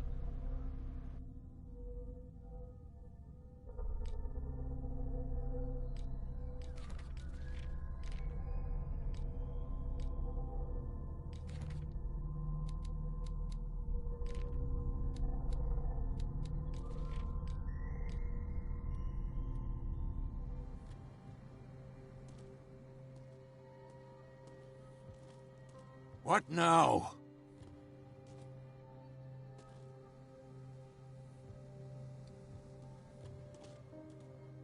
Pierce, shall we enter? Now that you finish your fun and games with Silas, we can perhaps inspect the mansion. You're right. Let's go.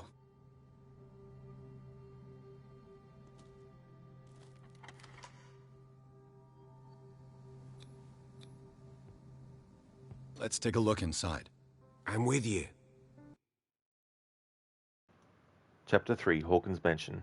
Pierce and Officer Bradley explored the gardens of the Hawkins Mansion.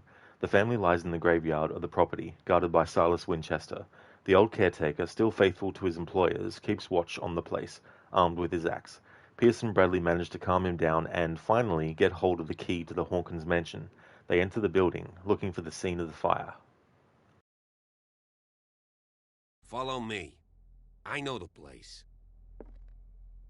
Who left this light on?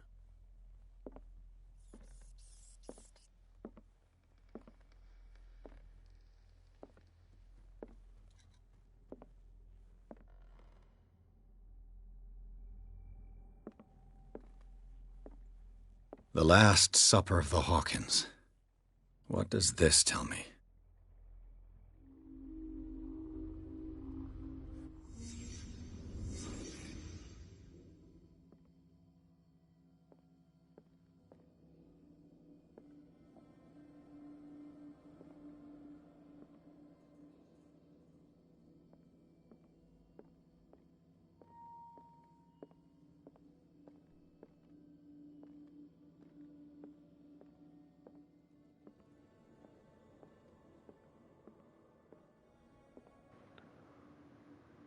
Alright, so let's interact with this.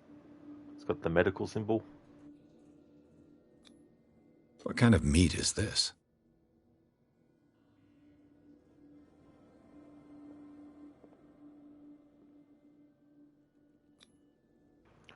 Alright, so that's investigation. Actually, something I need to check first is whether or not we even have to investigate in the dining room at all. See if the game forces me to. Because if it does, then I'll be able to interact with things that aren't medicine in that scene.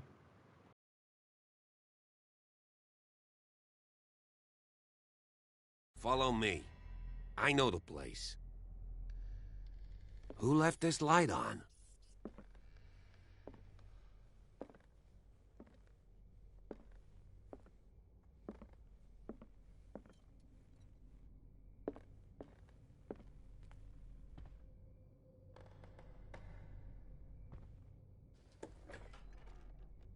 Let's see if I can find something the cops missed.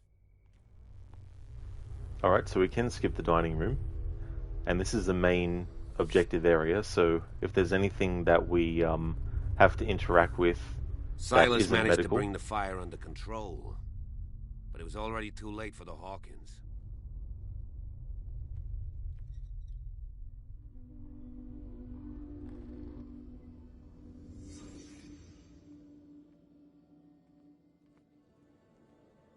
If the painting I found on the docks really came from here, how come it didn't burn?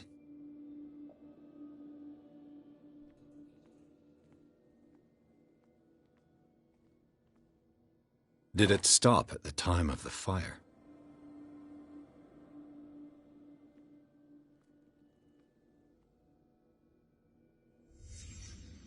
The child's corpse left a trace. Where are the others?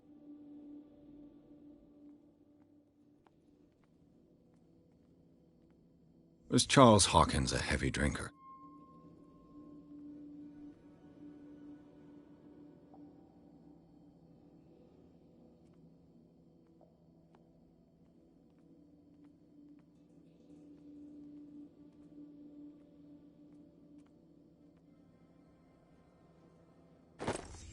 Did Sarah Hawkins lose one of her shoes?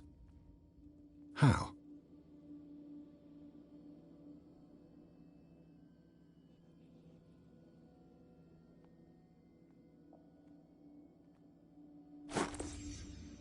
They had a fight. Why?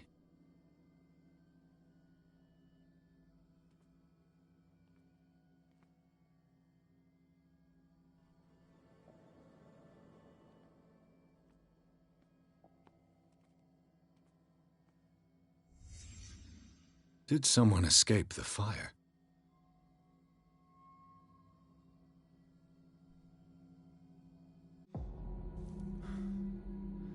Blood. This lamp was thrown. This was no accident.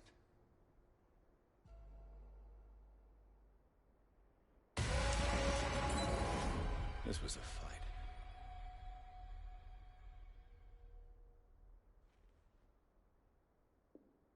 Someone fell here.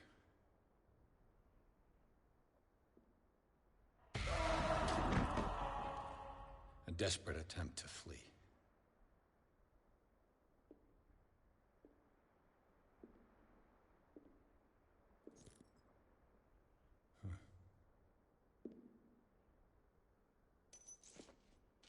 And the boy. So, Detective, what do you make of it? Nick, if a movie came out called Australian Sniper, would you watch it? Not too sure, really. I mean, depends on the story and stuff as well. Like with any movie, if there's something about it that I might find interesting, then it could hook me into it, that I actually want to watch it as well.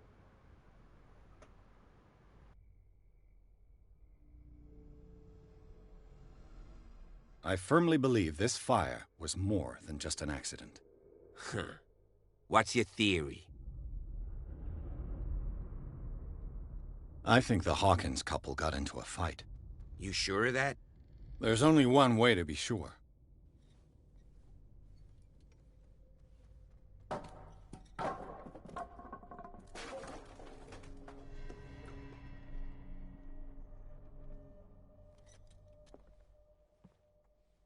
I just ask that you don't disturb anything.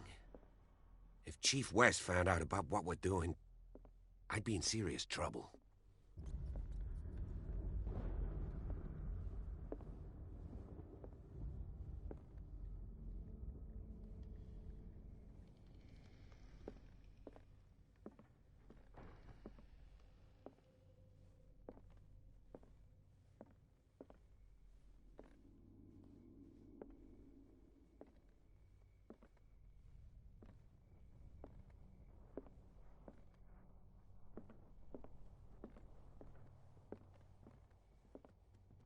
An original edition of Mary Shelley's Frankenstein, dated 1818. It's quite a building, don't you think? Do you know that the Hawkins were among the wealthiest families on the island?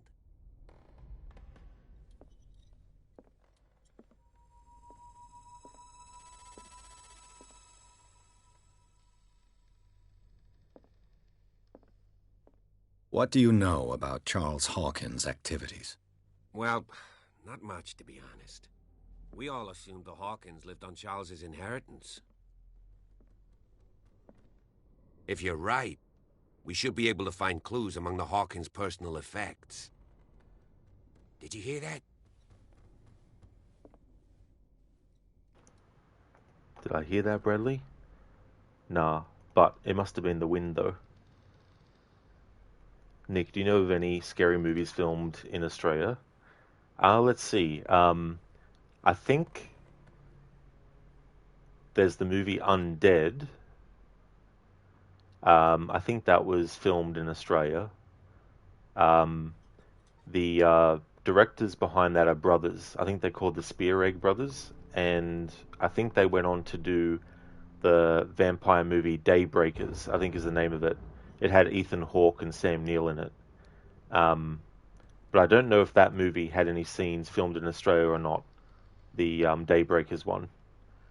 I mean, there's probably a lot of movies that might actually use Australia as a location, but not necessarily like an Australian-made movie or a movie that's set in Australia. They might just use like one of the locations that we have here to stand in for something else and all that kind of stuff. But yeah, probably Undead. Even though the creators of Saw were actually from Australia, I don't know if they filmed in America or if they filmed in Australia for that first movie at least. Like James Wan and Lee Wannell, because they're Australian. Maybe there was some stuff from The Conjuring, and that franchise maybe filmed in Australia. I'm just guessing at this point with those ones. What do you know about Charles Hawkins' activities?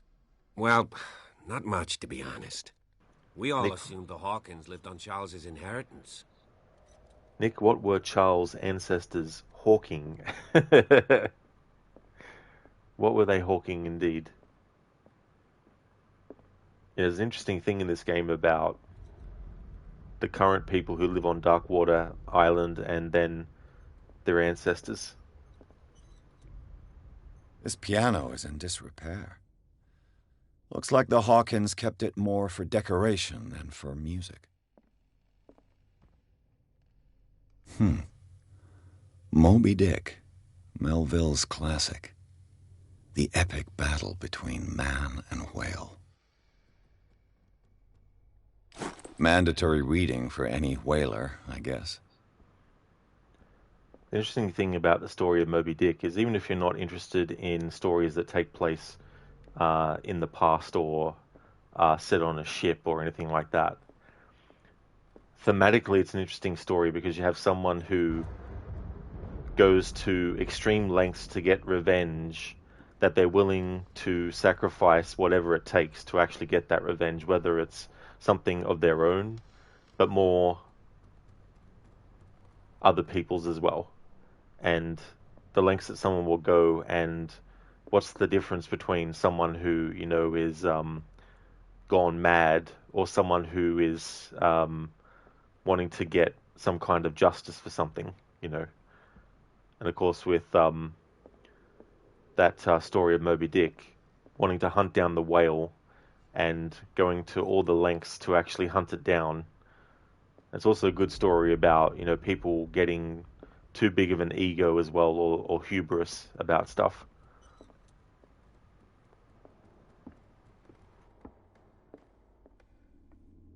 But the thing is too, like, you could take that story, I think it's public domain, although I don't 100% know.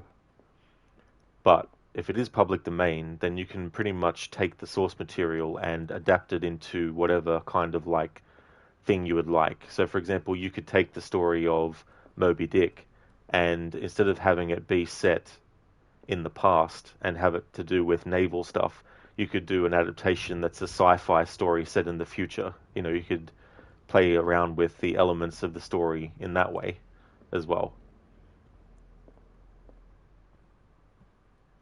Nick, Moby, you've seen it in libraries your entire life, but you've never read it. Yeah, me too. I've never read the book. I've seen a couple of movie adaptations of it, but I've never actually read the book, though.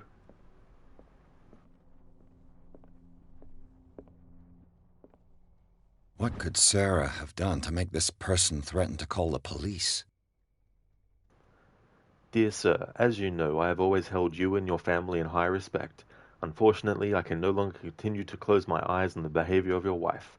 Last week she again terrified my clientele. I know that she means no harm, but you should place her in the care of Dr. Fuller. He alone seems able to make her come to her senses. If these disturbances were to recur, believe me that, although it would feel like torture, I would be obliged to involve the police. Respectfully yours, Anton Wellard.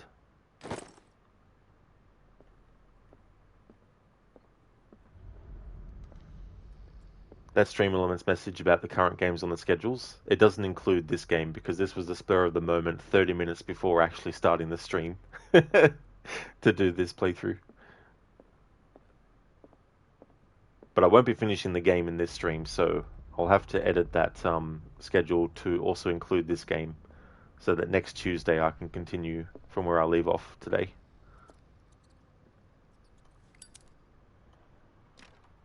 Locked.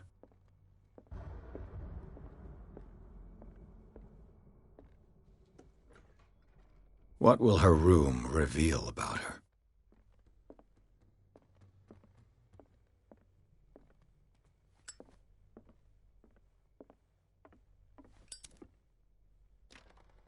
This door is locked.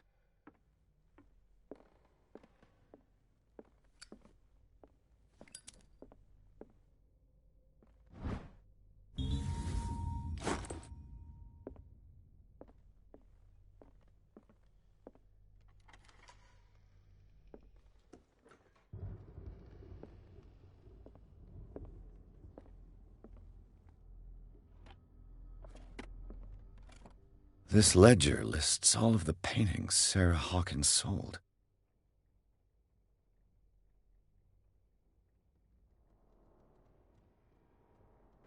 So I'm not going to read all that text, but the important painting to look at is the last one there called the Shambler. And it's been given as a gift, hasn't been sold. It seems the last one was given for free to a Francis Sanders. I wonder why.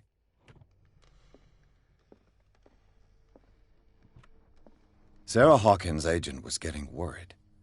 Seems she wasn't giving any signs of life. My very dear Sarah, ever since you left to bury yourself away on that lost island, your art has been attracting increasing numbers of collectors. I beg you to send me some new paintings. The last ones, so somber and strange, moving as no other paintings have been, are selling at a premium price. Your percentage of these most recent sales is attached. Do not forget your friend, who was the first to recognize your genius and display it to the world. Affectionately yours, Maximilian L.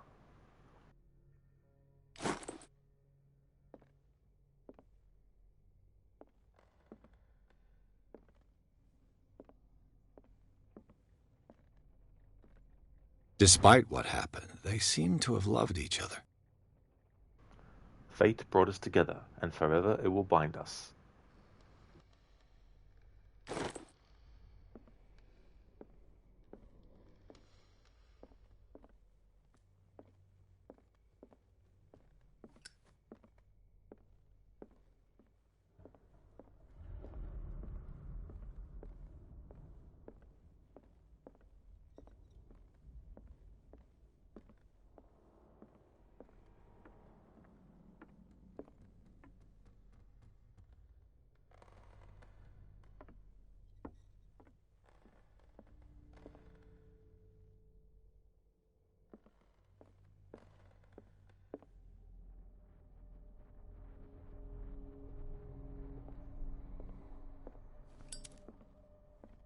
This place was falling apart long before the fire.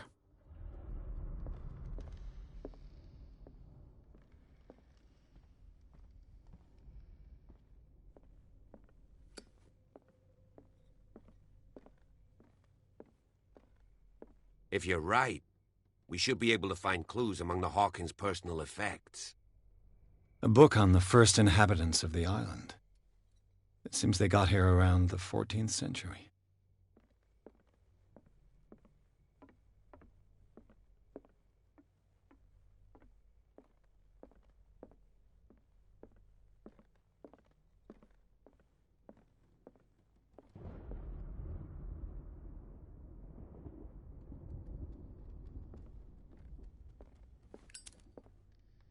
"20,000 leagues under the sea." Another story about the mysteries of the deep. A rare edition of Jules Verne's novel. Hello, Spectrum. It's going good, thanks. How's things with you today?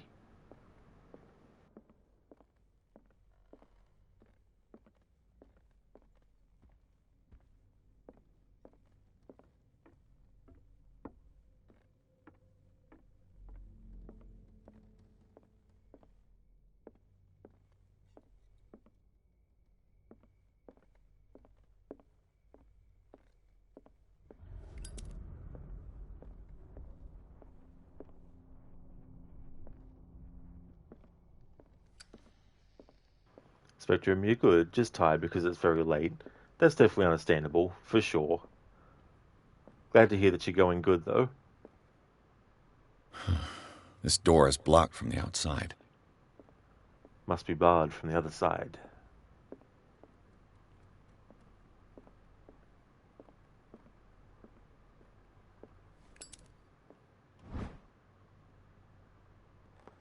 History of Medicine in the 18th Century.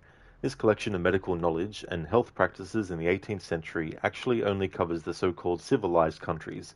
It does not deal with the influence of holistic medicines or medicines from continents considered inferior. There we go. So that's something else that will give us some more skill in medicine. As I've said, the only time the game will let you put points into medicine or occultism is right at the start of the game. So after that, you have to find occult books or medicine books to actually increase those further. This door is locked. Hey, Daniel. Going well, thanks, dude. How about yourself? How's your day going?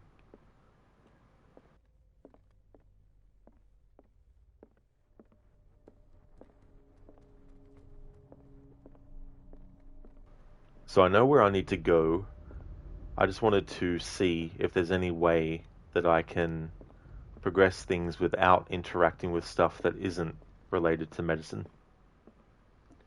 Because there's the room that we unlocked, and there's something I can look at, but it's not medicine related. Darkwater history.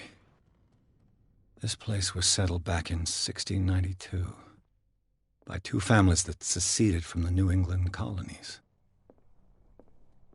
Going great. That's awesome, Daniel. That's really good. Having fun, going slightly unhinged. Oh yes, it's always good to enter the madness of Call of Cthulhu.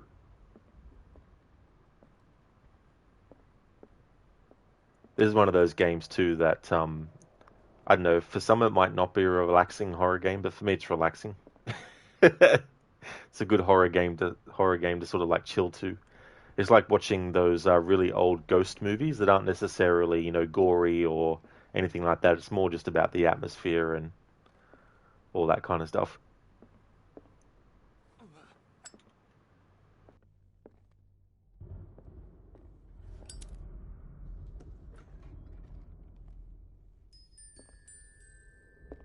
The boys' room. Alright, so this is the reconstruction.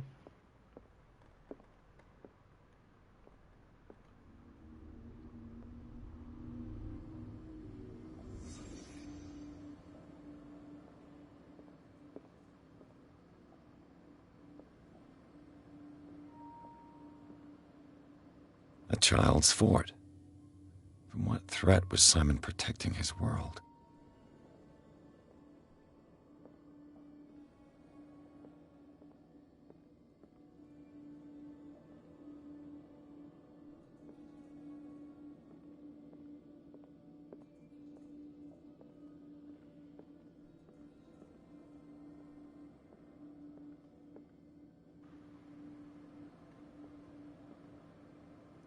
Alright, so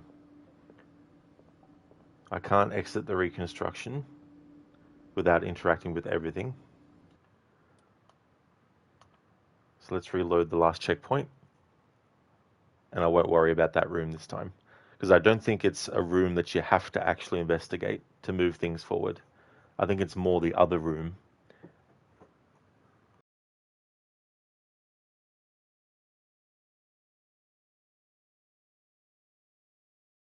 There's only one way to be sure. Oh yes, so the checkpoint was this far back. That's fair enough.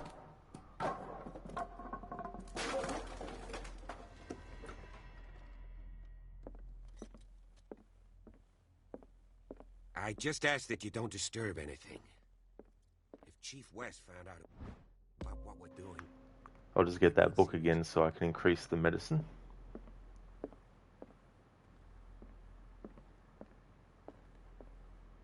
This time I'll just go straight to that other room.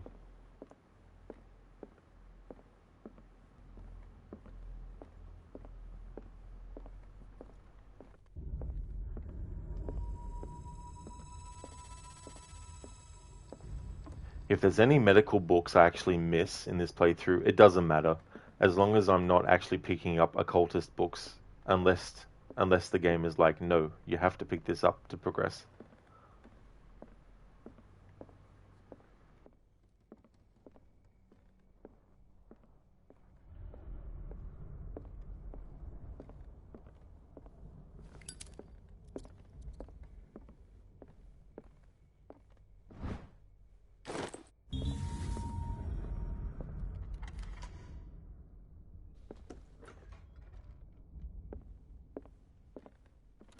Sarah Hawkins' agent was getting worried. Seems she wasn't giving any signs of life. This ledger lists all of the paintings Sarah Hawkins sold. It seems the last one was given for free to a Francis Sanders. The door is blocked on the other side.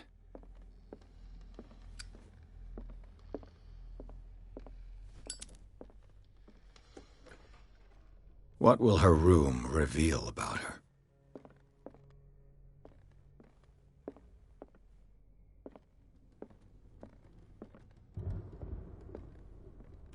Barbiturates. Sarah Hawkins must have been extremely agitated resorting to such a treatment.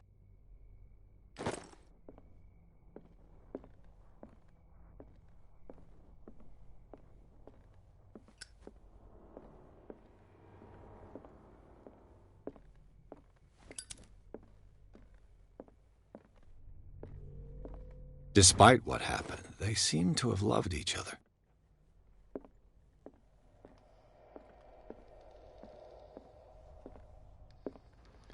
Alrighty then, so I'm pretty sure that to progress things further, we need to interact with what's in this room. Whereas in the other room, it's not required.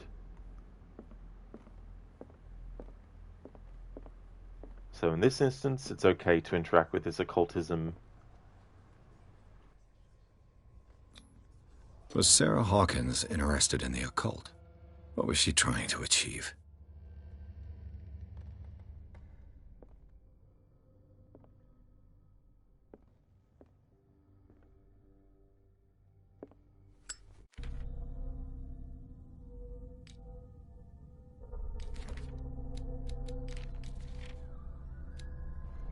Ceremonial Circle. If the creature is not yet anchored in our dimension, an expulsion ritual might work, as long as the person performing it makes sure that he integrates the elder sign among the glyphs that make up the ceremonial circle. Be careful though, because the works that describe the creation of such circles are not all of proven reliability. Extract taken from the Malleus Bestiarum by Abigail G. Daniel, they make you go just a little crazy to progress. That is so true. That's what I found interesting about this game as well. When you look into the things that can trigger a mental trauma, which then also changes the sanity. So as we can see, Pierce's sanity is still the same as it was at the start, but that will definitely change as we go through.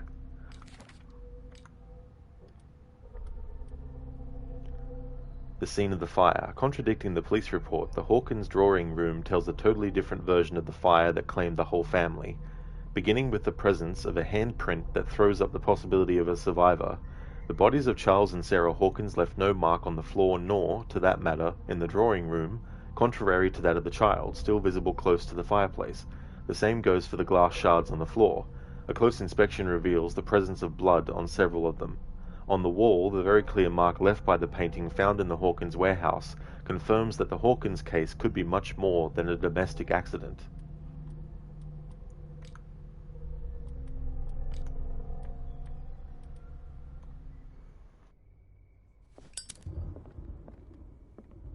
Bradley? Is that you? There we go. So that's triggered because we interacted with this in here.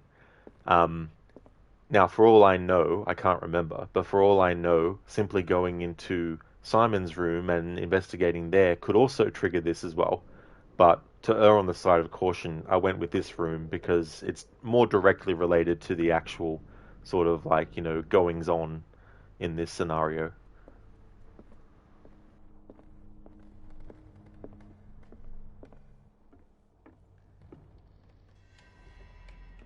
Is anyone there?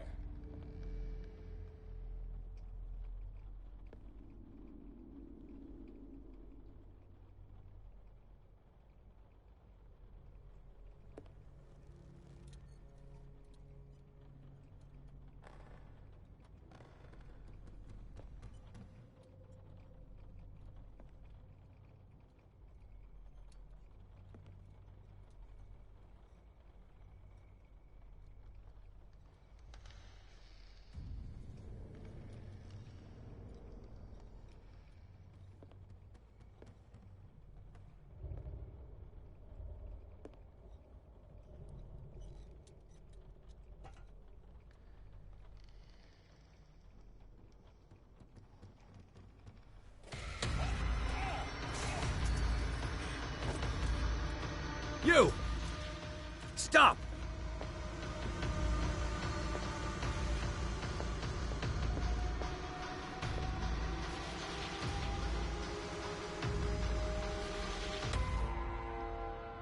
Bradley, did you see which way he went? Who? I didn't see anyone. I just heard some noise. Are you all right? A man was hiding on the upper level. He ran when he saw me. He can't be far.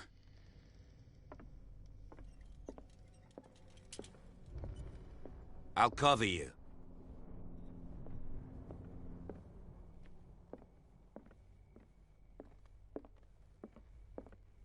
This door was closed earlier.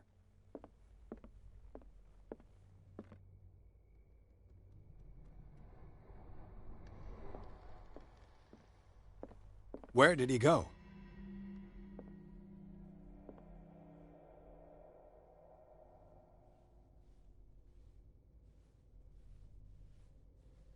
Do you really think that your fugitive came in here? I don't see any way out. Have you seen the old maritime maps on Charles Hawkins' desk? Strange. No ship has left Darkwater's shore for years. Maybe he kept them for sentimental reasons. Charles Hawkins was a sort of traveler, right? More like an adventurer, I guess. He left for months, exploring remote places and abandoned temples. Clearly, Charles Hawkins knew Captain Fitzroy very well. In this photograph, Charles Hawkins and Captain Fitzroy are posing with a third man. They seem close. I wonder who the man with the glasses is in the photograph. Probably another friend of Hawkins. Have you seen the old maritime maps on Charles Hawkins' desk? Strange. No ship has left Darkwater's shore for years. Maybe he kept them for sentimental reasons. It looks like an old seaway map.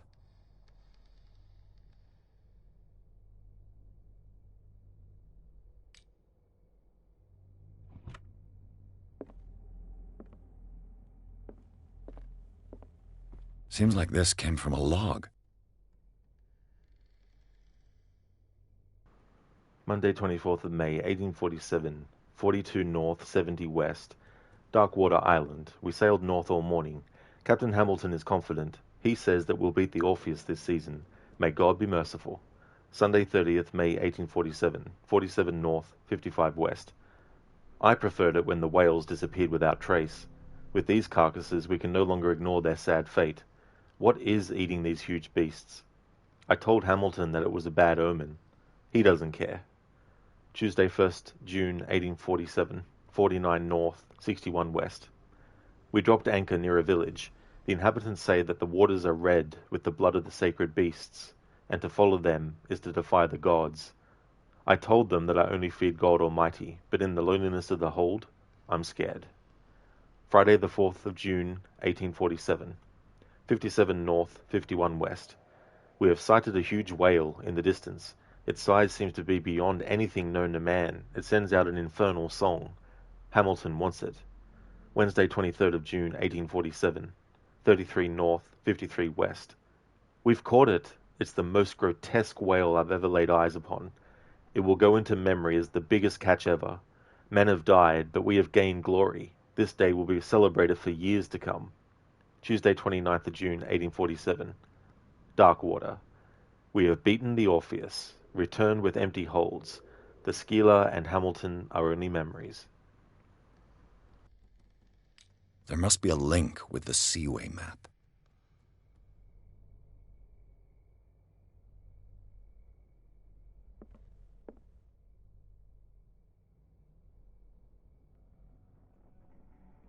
This globe seems to have been part of some mechanism.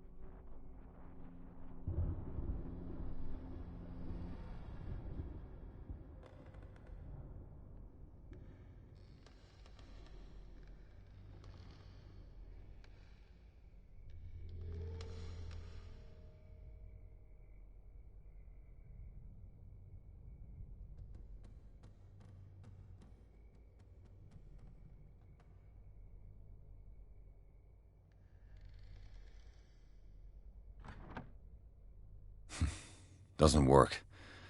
I must have missed something.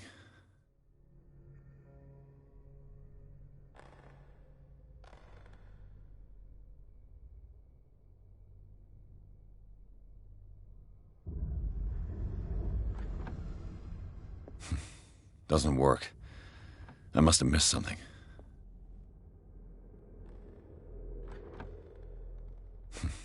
Doesn't work. I must have missed something. Doesn't work. I must have missed something.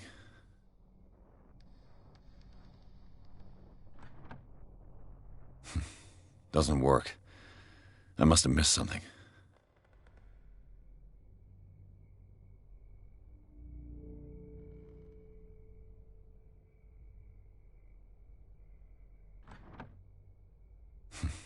Doesn't work.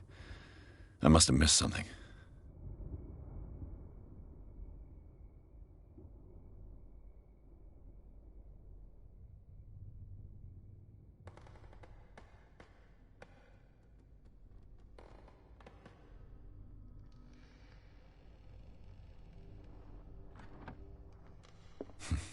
Doesn't work. I must have missed something. Doesn't work. I must have missed something.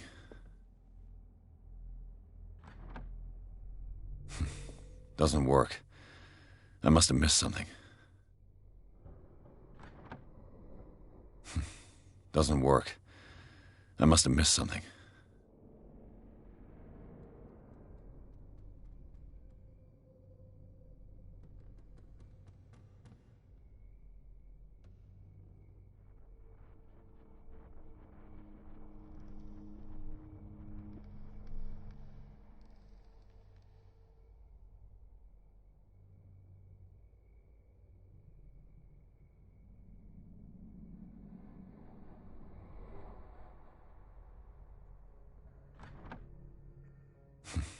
Doesn't work. I must have missed something. Doesn't work. I must have missed something. Nick, dissertation on echolocation, they don't have the southern hemisphere. So the numbers that you need is 33 north and 53 west. But because there's no reticule in the center of the circle to let me accurately pinpoint versus the dots against the number, like where it's got 60, going 61, 62, 63, but to be more precise, it'd be good to actually have a reticule dot in the middle of the circle, so you can match it up with the other dots on the actual globe, and then be like, right, this is the third dot from the number 60, going upwards is 63, for example. So it's like, you've got north and then west, so west is obviously this way around, and it's like, well, I guess this is more south, so I need west to be 53,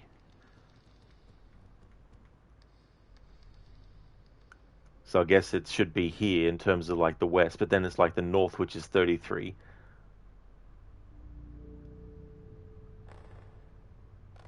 And it's like, I can't see the numbers for the north unless I spin it around east or west first to be able to figure it out. It's like...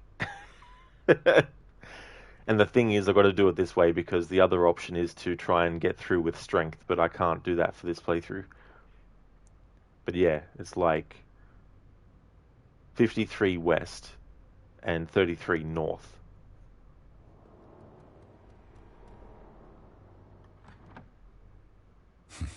Doesn't work. I must have missed something. Doesn't work. I must have missed something. Doesn't work. I must have missed something. Doesn't work. I must have missed something. Doesn't work. I must have missed something. Doesn't work. I must have missed something. Doesn't work. I must have missed something. Alright, fuck it, gonna Google it.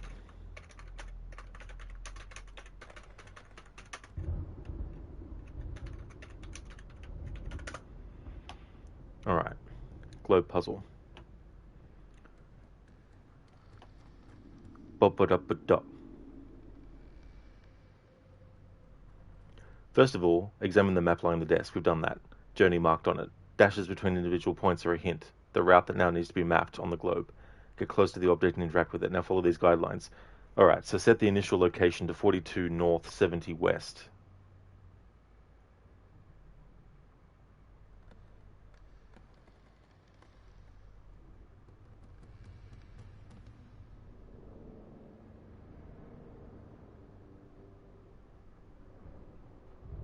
Move the marker to 47 north, 55 west. You must move it up and to the right.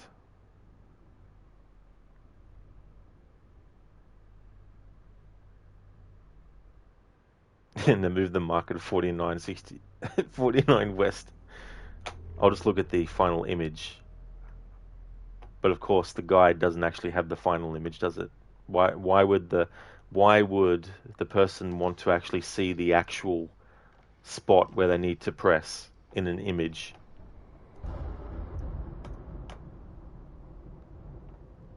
Alright, we're going to go to a YouTube video then instead. That way I can actually see where they've put the marker at the end.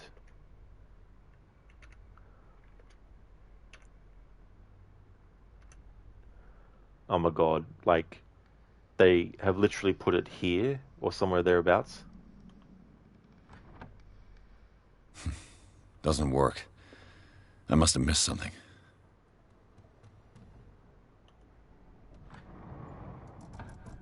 Looks like it worked. Well done, Pierce. There we go. Spectrum, I think you missed something. No, I had what I needed. It's just that the game doesn't give you a reticule in the center of that circle to be able to more pinpoint accurately figure out, okay, is it this many from the 60 or this many from the 50 and all that kind of stuff.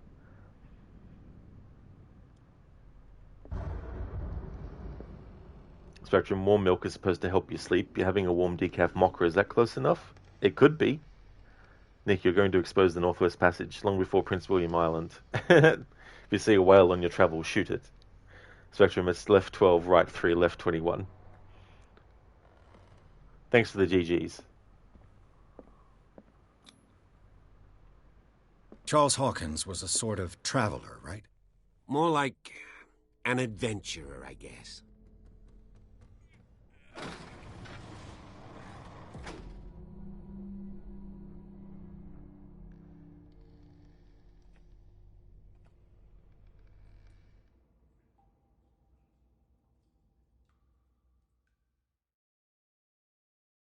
Chapter 4. Tunnels under the Hawkins Mansion. Inside the Hawkins Mansion, the scene of the fire revealed its secrets. Pierce and Officer Bradley, now on the trail of a survivor, had undertaken to search the place, looking for proof. When a hooded man leaped into Sarah Hawkins' workshop to steal a painting, detective and police officer set off after him. By following him to the office of Charles Hawkins, they discovered a secret passage. Pierce and Bradley entered the tunnel under the mansion. A secret passage, under the manor. It's like a detective novel. That guy must have already gotten far. Yeah. And he had a direct means of entry to the crime scene. We must find him. What is this place? It's more than just a tunnel. Look. Someone's been here recently.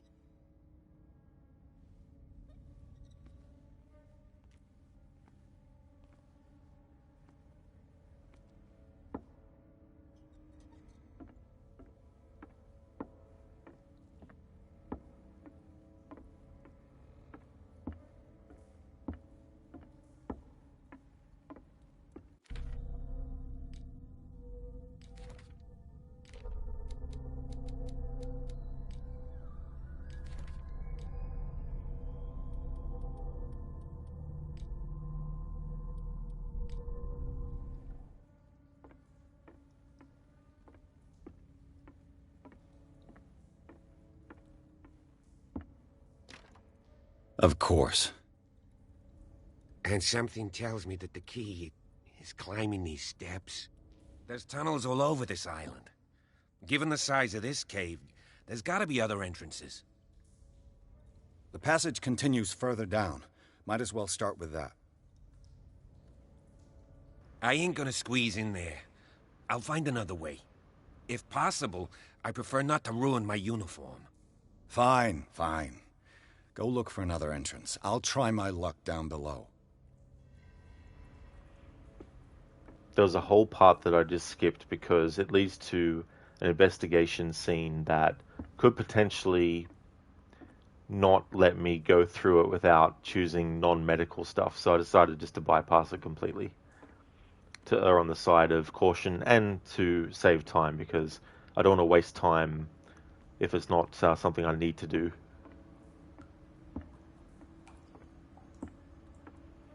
Hey little pumpkin, welcome on in. No Lara until later today. This stream was a 30-minute before starting the stream decision. How's things going?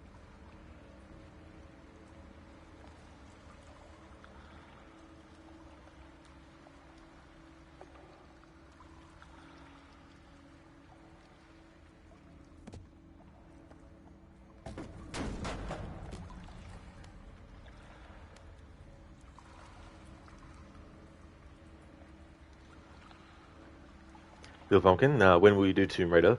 So when this stream is finished, I'll take a long break, but I'm aiming to come back when it's 9 PM my time, which is about in under 3 hours from now, to start the next stream of Tomb Raider.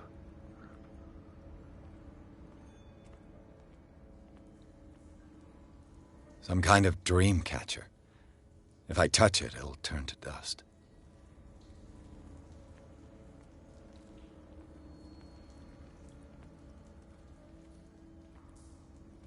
A sad way to go. These paintings must be several centuries old.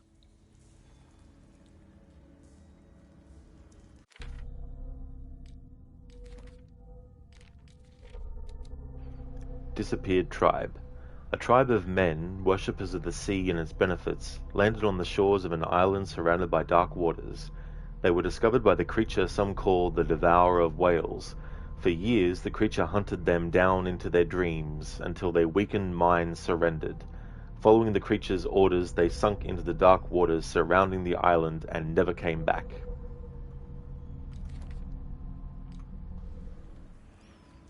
Little Pumpkin, things are okay, a bit stressed though.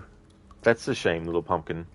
I hope that you can find some way to relieve that stress. You know, hopefully things will settle down a bit for you as well. Oh my god, you miscalculated yesterday. You thought you will start Tomb Raider at 7 AM your time.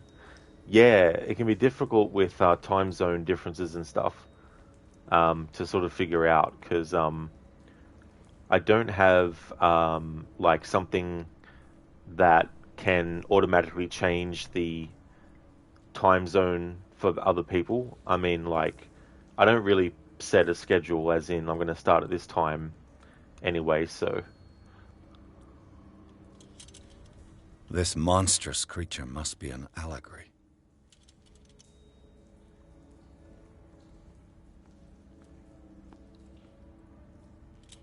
These people lying down, are they dead? Are they asleep?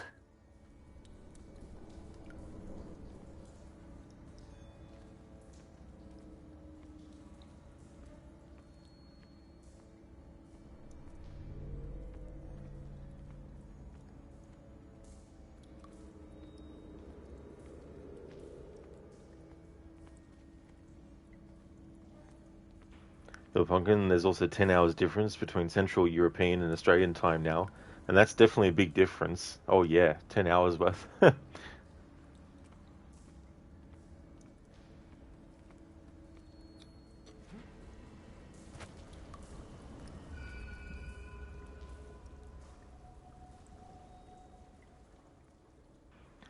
Pumpkin, but you guys also have time difference on your continent, right?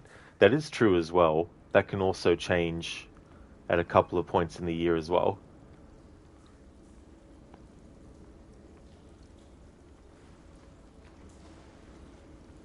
Time has weakened these structures.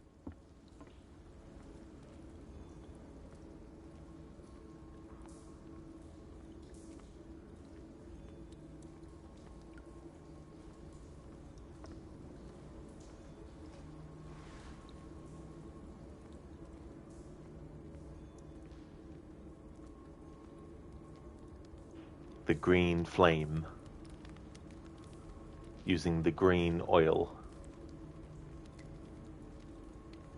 Like 2 hours between east and west. Yeah, that can be the difference too sometimes.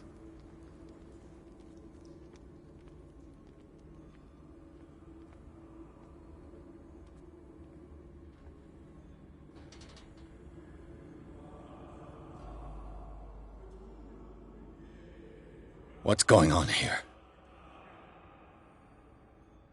Piers! Keep your voice down. We're not alone. Good God. What have you got me into? We'll see. I'll go on. Try to go down on your side. Yeah, there's a passage. I'll meet you at the bottom.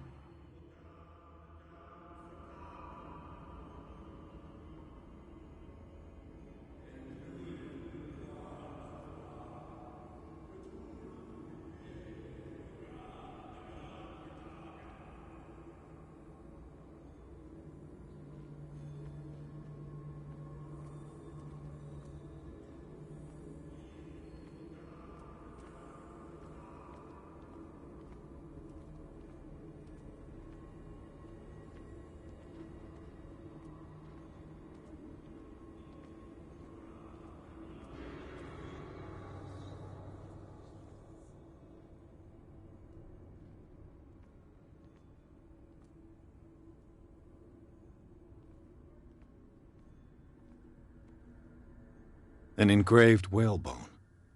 A strange creature has been carved into it. Probably a figure of worship.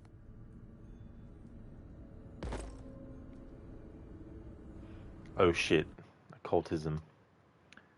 It didn't have a icon of occultism on it, but interacting with it added something to occultism. An engraved whalebone. Alright, cool. So the checkpoint happens before I interact with that initially. Good.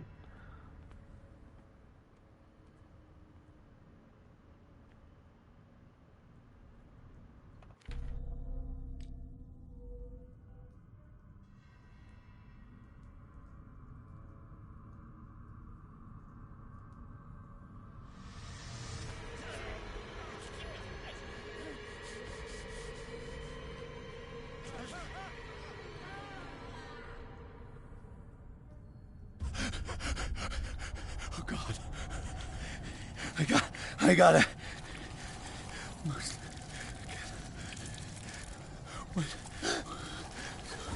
Oh, it can't breathe.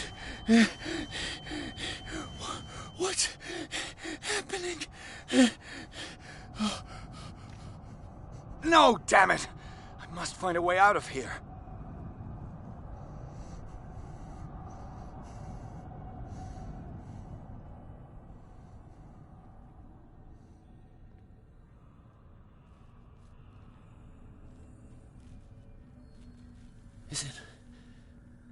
Is it my turn? Yes. It is time. You will soon be one of us, if your body and mind are ready. I dream of it every night. I have constant visions. I am ready. Good enough. Prove it to us. It's like in my dream.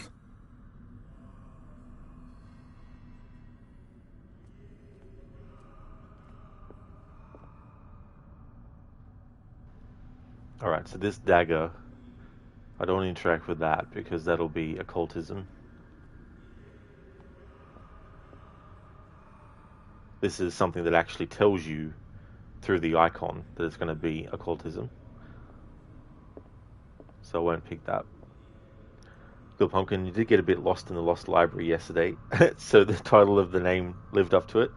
You missed one artifact to progress, so you had to go back to the library and probably took the longest way. Yeah, that can be tricky too, with so many sections that are separated by loading screens, having to backtrack and remember, shit, where was the location that I went to before and what did I miss there?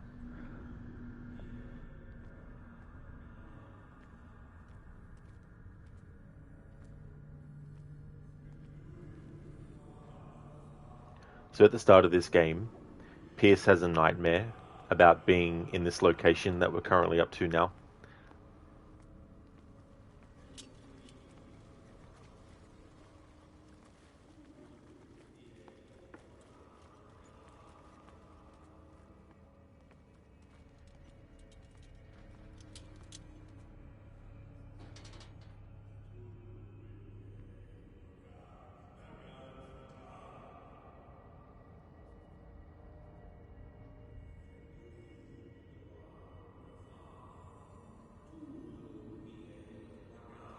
You who sleeps, accept this dreamer under your immortal wing.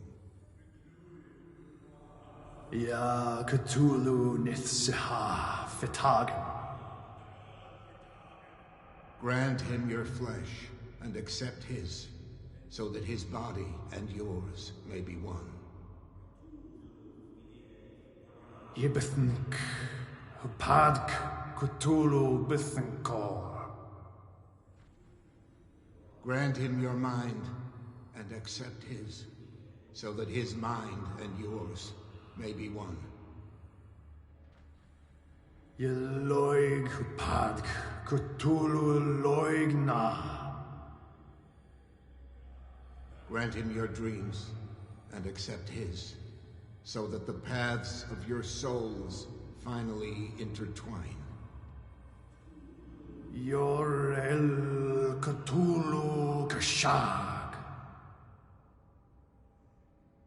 Let his soul guide you to us, just as your dreams guided it to you.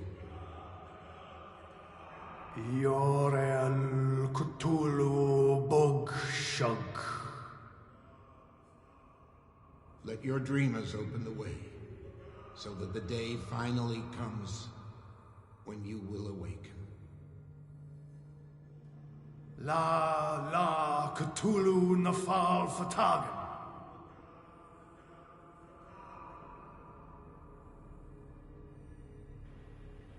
But indeed, the Lost Library lived up to its name. Not sure why they named it the Lost Library when we all know it's supposed to be the Great Library. Yeah, no idea why they named it that instead of the name it's supposed to be. Unless they didn't know at the time.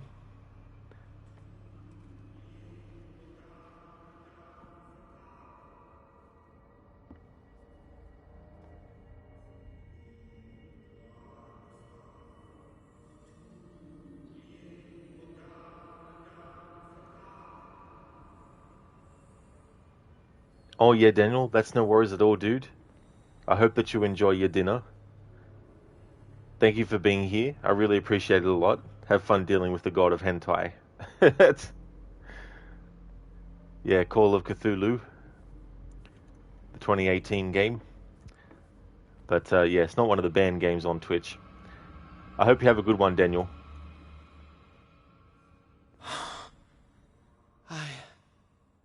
I feel him. You are gifted indeed. Not another word.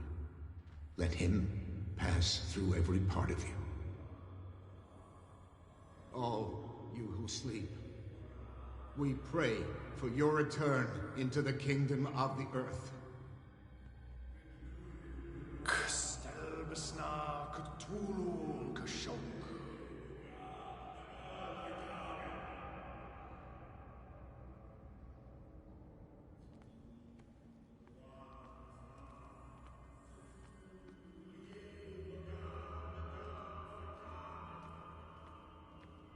Bring me more sacred flesh.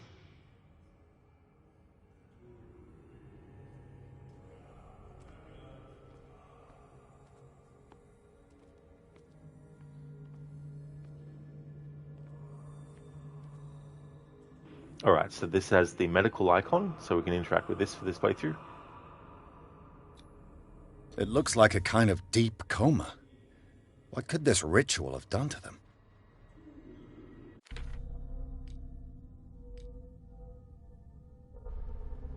Okay, so there hasn't been an update to the description about sanity, but there's been a little bit of sanity that Pierce has lost.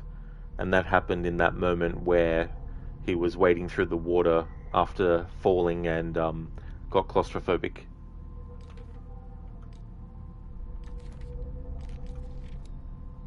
sleeping cultist. They are laid out on a frozen stone. One would say that they are dead, but their bodies do not decompose. Are they in some form of coma? One thing is sure, these men were subjected to a type of treatment that changed their physical characteristics. I'm not sure that we can still call them men. Extract from the notebook of Edward Pierce, private detective.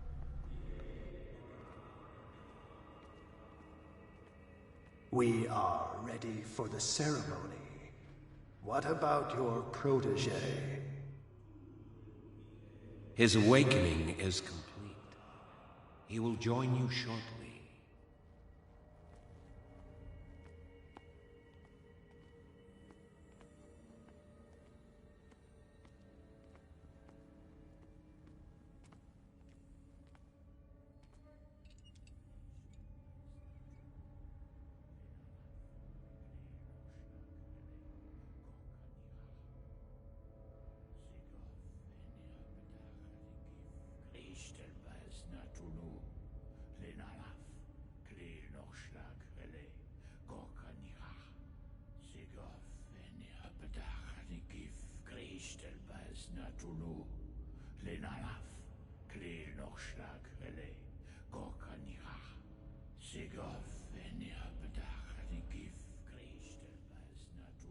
Bradley, what are you doing here? I saw two odd-looking guys coming down. Seemed up to no good. What in the world is this? An intruder! Oh, shit. Don't move! Police! Don't move!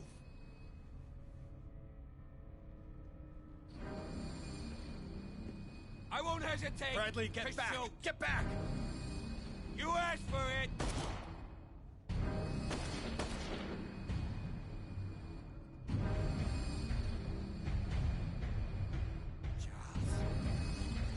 You shouldn't have seen this.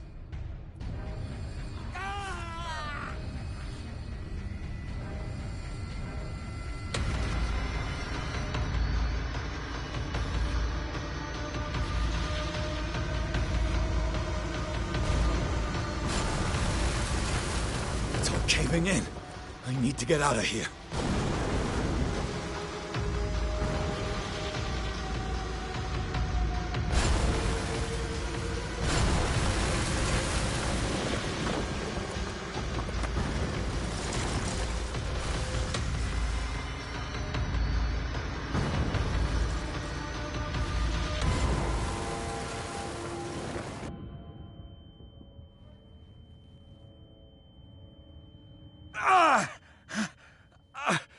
My leg!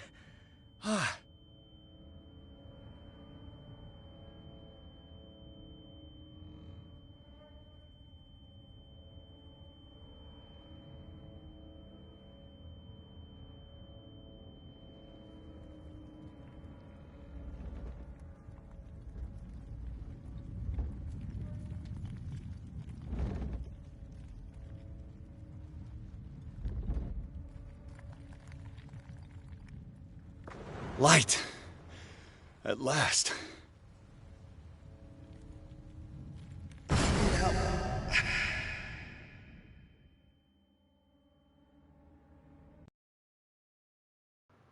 Chapter 5 Riverside Institute.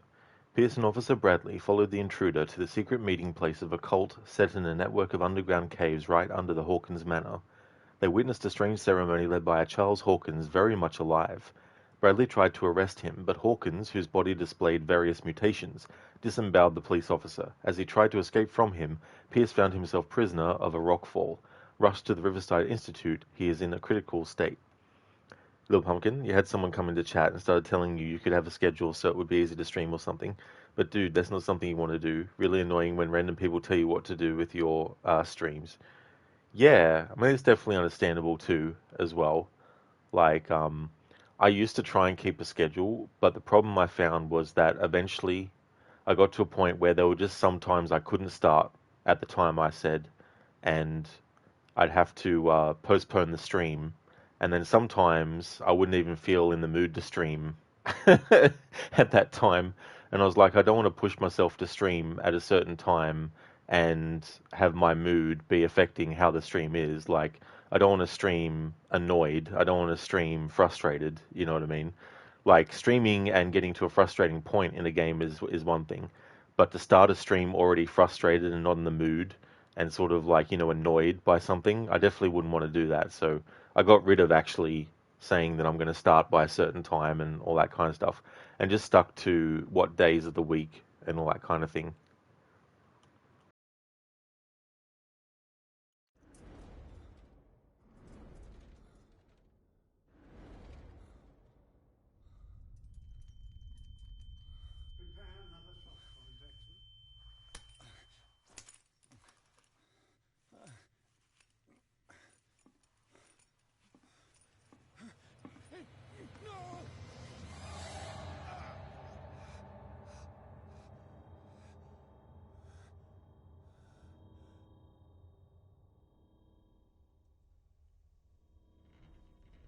He's having a seizure.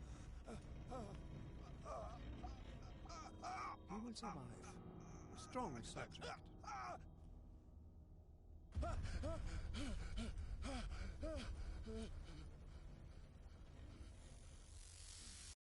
There, he's opening his eyes. You saved him, Fuller. I can't get up. Don't move, Pierce. You can certainly say that you gave us a scare. What did you do to me? Undo these straps! Whoa, go easy, my friend. You were dead. He killed you. Are you sure he's better? He was dead. Me too, we were dead. What are you doing? I'm sorry, my friend. What? No!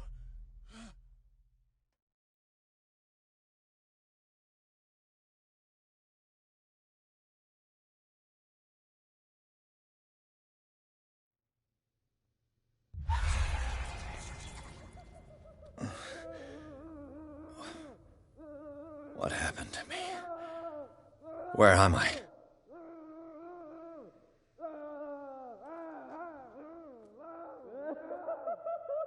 Mr. Sanders, you have to come with us. No, please. I can't leave here. You got no choice, Sanders, and neither do we. No, you don't understand. If I go out, he'll see me. No, no! You're leaving this cell. Please. I don't want him to find me.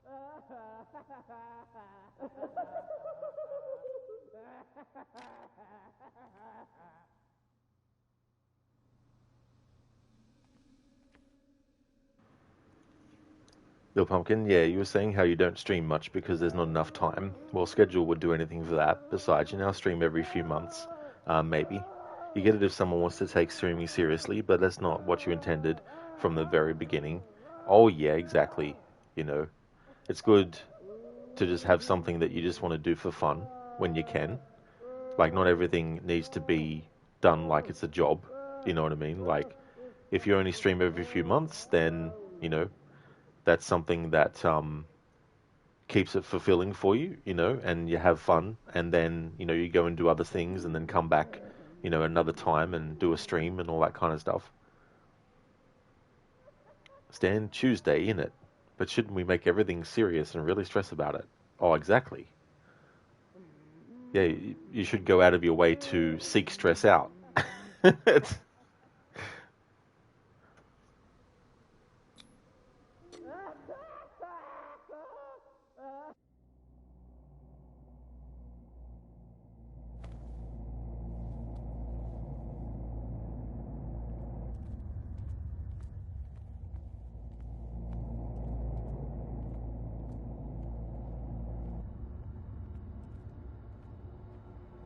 tracked and hunted me, pursued me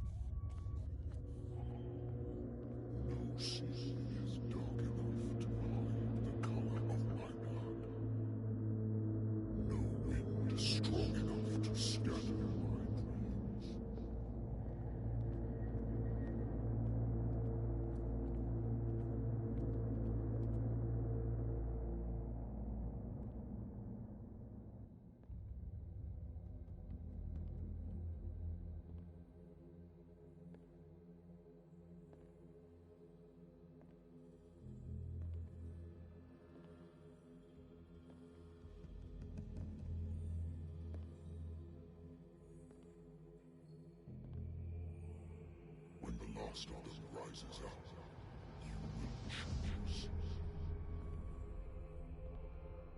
I will not be here to bear witness to it, because you will have released me.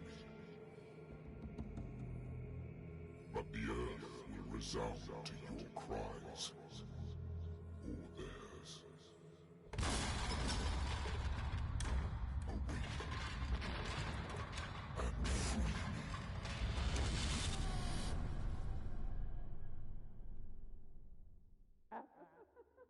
me.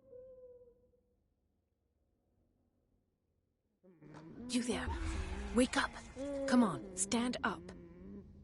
We don't have much time.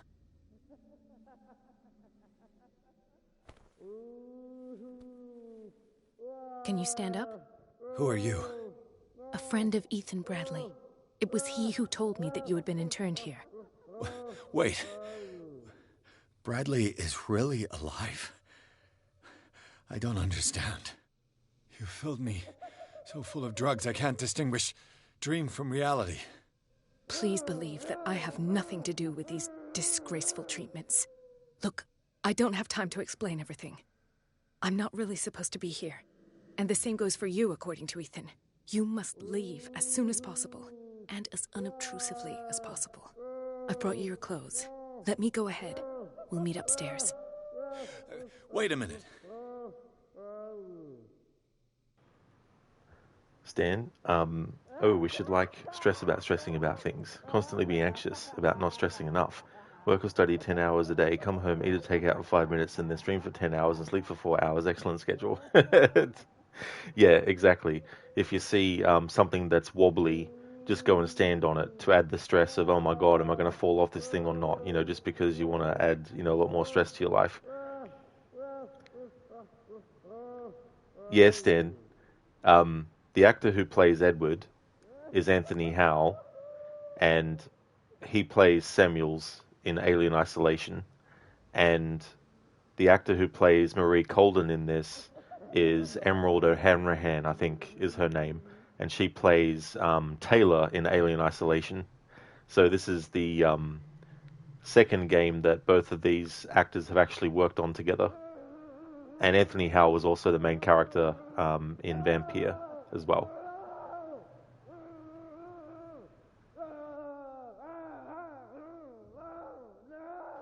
This one is related to investigation and professional skill, so I can't ask this one for this playthrough. What's going on here? What do they do to the patients to make them so terrified? I would really like to know. I only see them when they are brought up for medical treatment, for problems they didn't have before going downstairs. But this is neither the time nor the place to talk about that. We must not stay here. There are 2 men standing guard near the stairs. It's the only way to the floor above. I shall try to distract them, and get at least one to come with me. All you need to do is to follow me as soon as the way is free. Understood.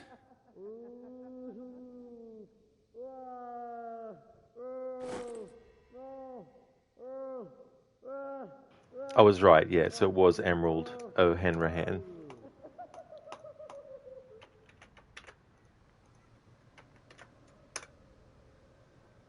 Stan, for a second you thought Lucy from AC2 and you're like, wait, she doesn't sound like Kristen Bell. That's all good, Stan, to think it was that Lucy first. Yeah. That's okay, Spectrum. I hope that you have a really good sleep. Thank you so much for dropping in. I hope you get a good rest. Bill Pumpkin, do you maybe have a tag for Tomb Raider Remaster yet? You remember it did exist for 1, 2, and 3, but you didn't see it for 4, 5, and 6. Yeah, when I loaded up the stream yesterday, it came up under the category of games and demos, and then I had a look at the other categories and saw what there was. The only thing I could find was a Tomb Raider The Last Revelation category, which had 2025 in brackets next to it. So I chose that to add it as that category as well. But yeah, there's no Tomb Raider Remastered 4, 5, and 6 category as yet, anyway, like there is with 1, 2, and 3.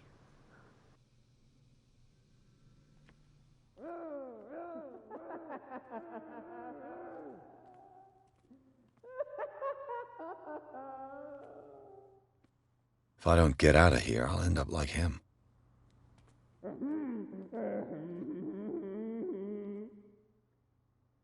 Poor wretch.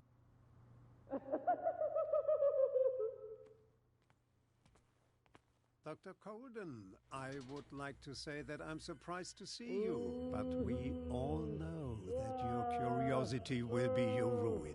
I don't understand. These people need care. You keep them in this terrible place as if... Go back upstairs where your patients are waiting for you to treat them. As for you, gentlemen, do not disappoint me anymore. No one enters or leaves. Yes, Doctor.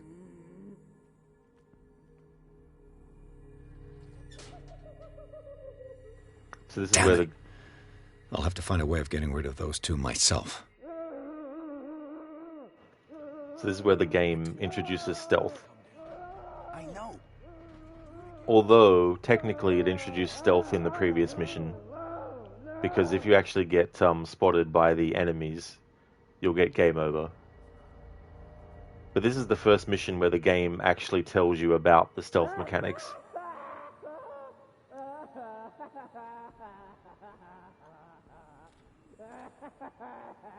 The machine is working again, but the control wheels haven't been put back on.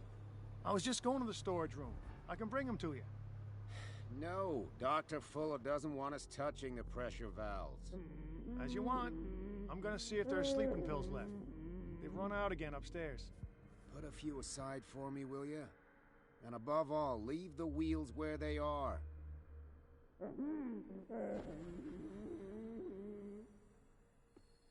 Good God.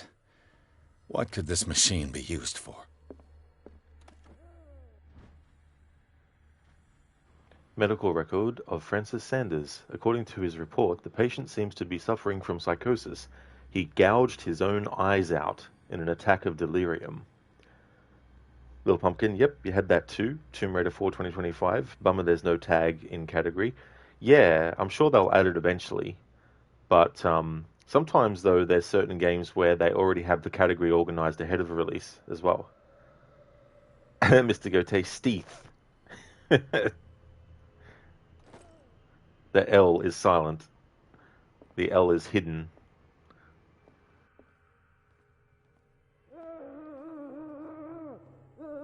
Is there a connection between this corpse and the machine? The corpse is complete. Whose are these limbs?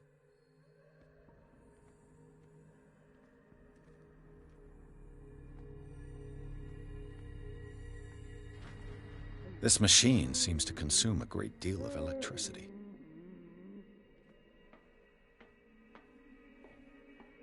Worse and worse.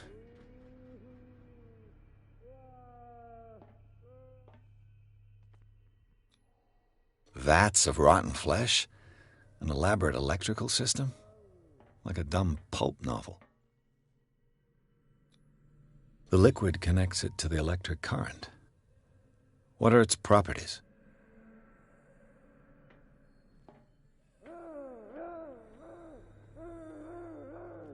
What will happen if I increase the current to the limit? One of the ways in which you can create a diversion is to mess with this machine. That's the route I'm going to take. You can see that there's some cables that are running along the walls and also the floors that are different colors. So that'll give you a clue as to where the switches are for each different colored cable.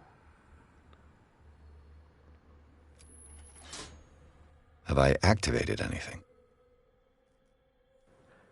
The L in stealth is now silent. Like I took all of these bad guys out. Steethy style. I guess you could say they all got terminated with Steeth. Thank you for redeeming that, Mr. Gote, as an Arnie impression. Thank you, dude.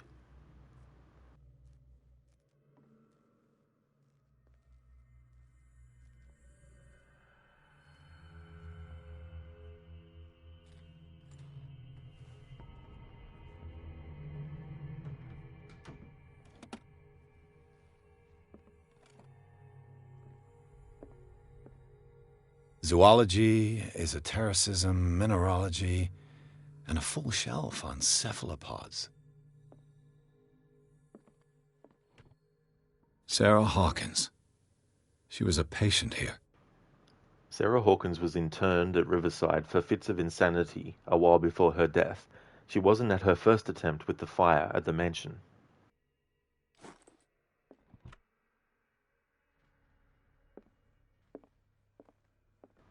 These here let you actually hide inside, but in this game, because Pierce has claustrophobia, you can't stay in there forever. Eventually what will happen from memory is he'll just burst out of the closet. Dementia? Self-inflicted wounds? A document attesting to the fact that Irene Sanders, wife of Francis Sanders, had her husband interned after he had shown grave signs of madness. I guess gouging your eyes out would be considered a sign of madness, I guess, maybe? Unless he just really had an itchy eye and he went too far accidentally. Anatomy, anthropology, nothing surprising.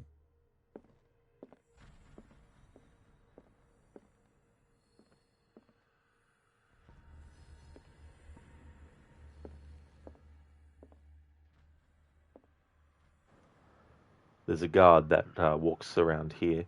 You'll see the light from his lantern first before you see him, so that gives you a little bit of a heads up.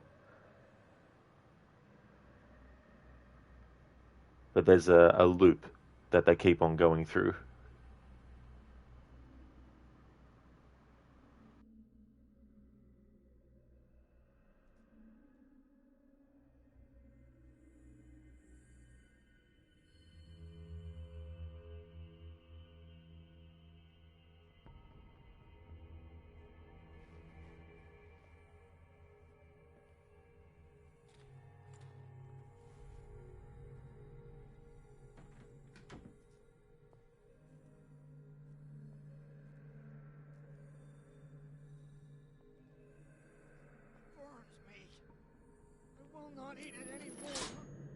It's done. Now for the others. They must know that it is not good.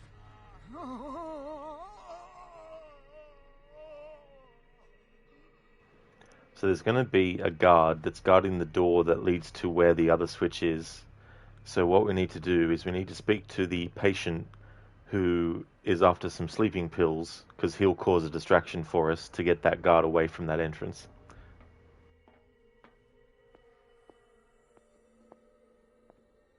One, 2, 3, 4, 5, 6. No, not 6. 4, 5. If I walk, I do not stop. If I do not stop, he does not catch me. If he does not catch me, I do not sleep. If I do not sleep, I do not see him. I do not hear him. You. He does not call me. You there. Come He here. does not call. I don't know what you're doing there, but you don't seem to be friends with the nurses. Walk, I do I not. can What do you want? sleep. That's all. Sleep? You don't want to leave? No. Have you seen the storm that's brewing? I'm fine here. Except for one problem. You want sleeping pills, right? Yeah. And in exchange, I can make noise. Lots of noise. You'll draw the guards to your cell to allow me to escape. So, you in? Find something to make me sleep, and I'll take care of the guards for you. This actually works in well too with this medicine approach that I'm taking for this playthrough. Administering some sleeping pills to a patient that's requesting them. Is it the noise that disturbs you? No, it's the nightmares. We all have them here. That's what wakes us up. And afterwards, there's no way to get back to sleep. I'll find you some pills. Go look in the storage room. There must be sleeping pills there.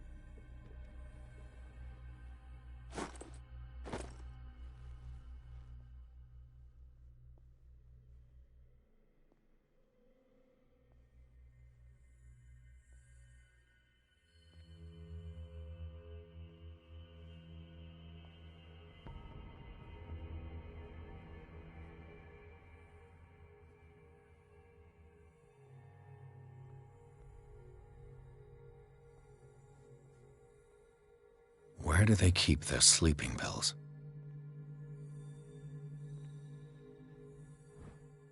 My new friend's sleeping pills. Scopolamine, morphine, opium. Nothing but common drugs.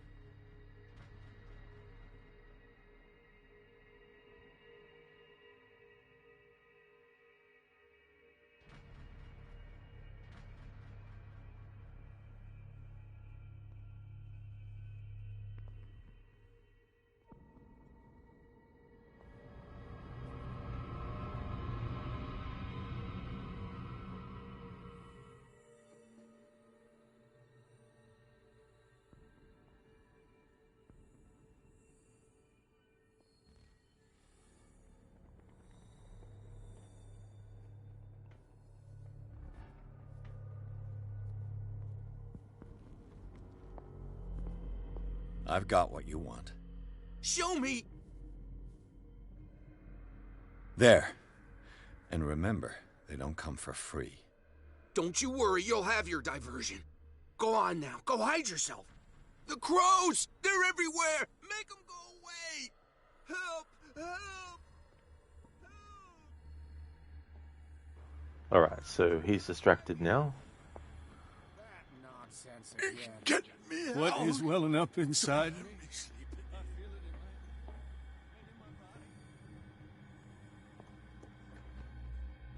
What carnage.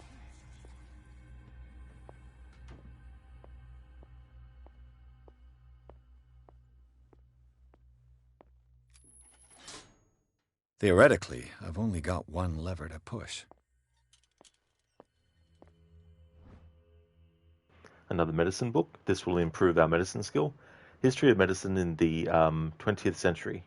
This last opus deals with the history of modern medicine, with knowledge evolving very quickly since the beginning of the century. The contents of the book will prove to be obsolete in a few years.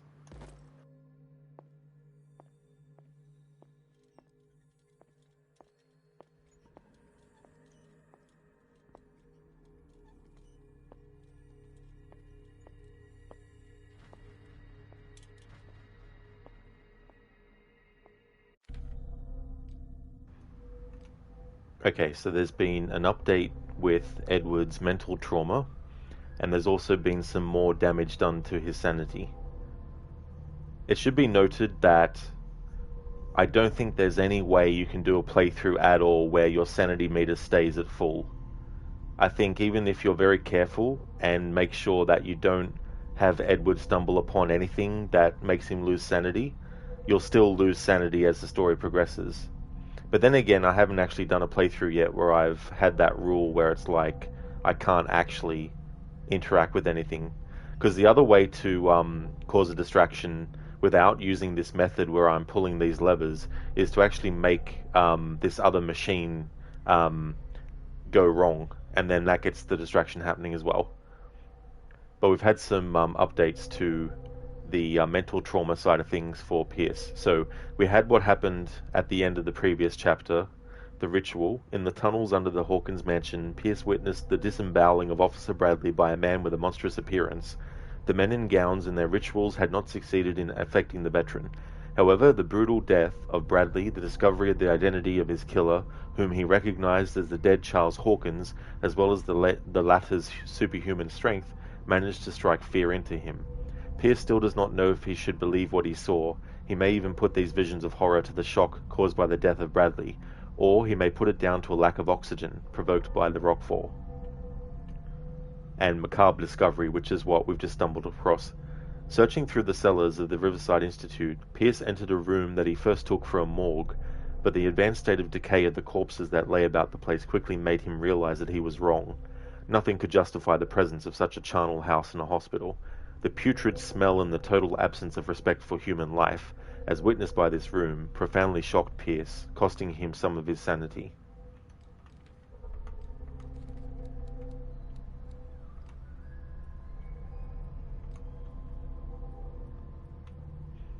Hey there, Sona. Welcome on in. How's your day going today?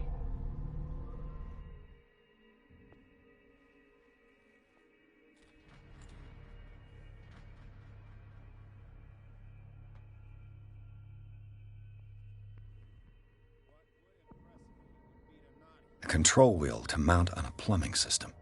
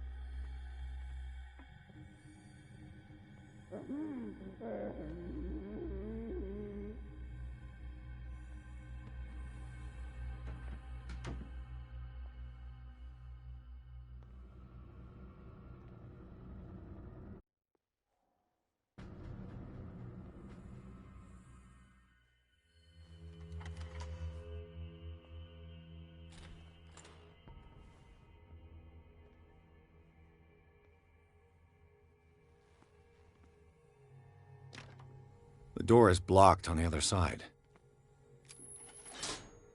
All the levers are activated.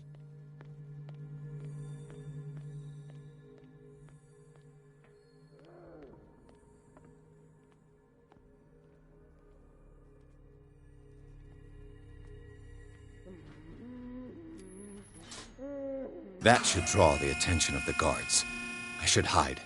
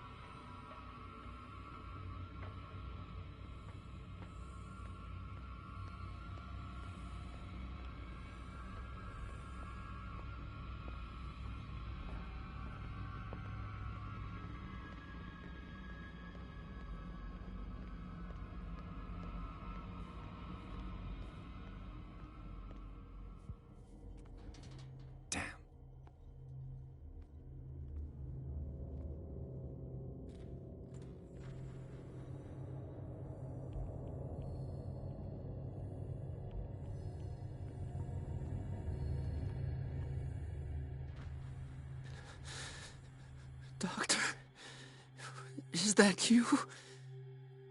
Don't you worry about the doctor. Right now, he'll have plenty to keep him busy with his precious machine.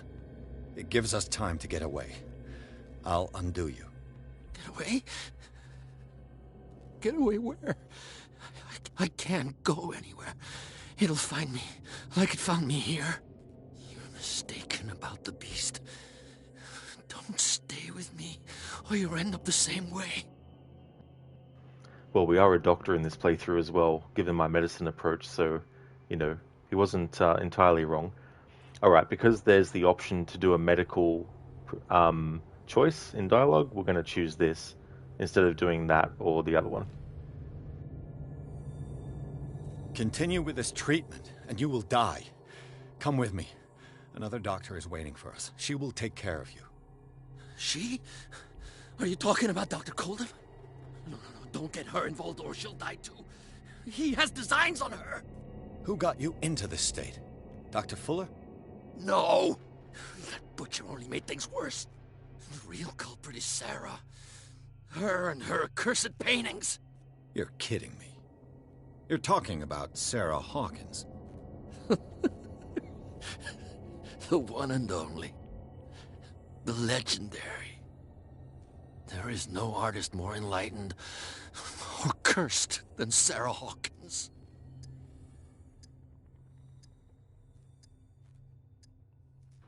I'm going to choose this one.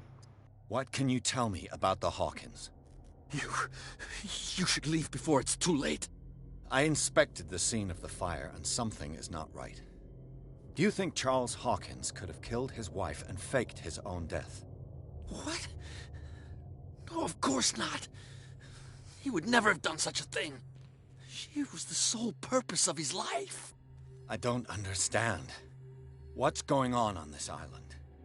I'm so sorry. We should never have met. What are you talking about?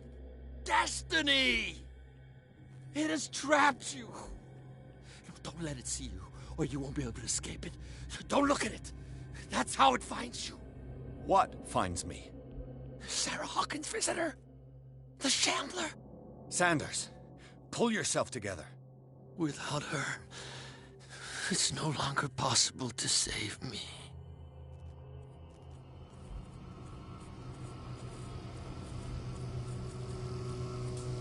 No! Sanders!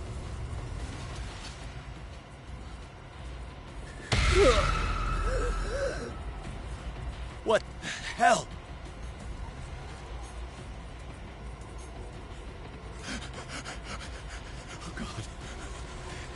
Oh God. I gotta... What? This is insane. What killed him?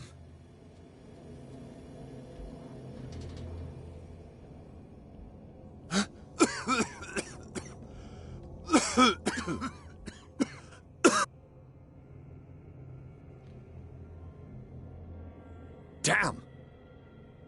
The gas! Oh, my head. Later. We need to move on. Chapter 6, Hawkins Mansion. Pierce woke up in an asylum. Installed in the cellars of the Riverside Institute, he met Dr. Colden, a female friend of Bradley, who helped him to escape. Wandering through the corridors of this place where Dr. Fuller reigned supreme, Pierce was able to talk to a man called Francis Sanders. Before dying in full view of the detective, he accused Sarah Hawkins of being the cause of his torments. Pierce finally left the accursed building, accompanied by Bradley and Colden. The companions in misfortune decide to use the Hawkins mansion as a hideout. No worries at all, little pumpkin. See you when you get back.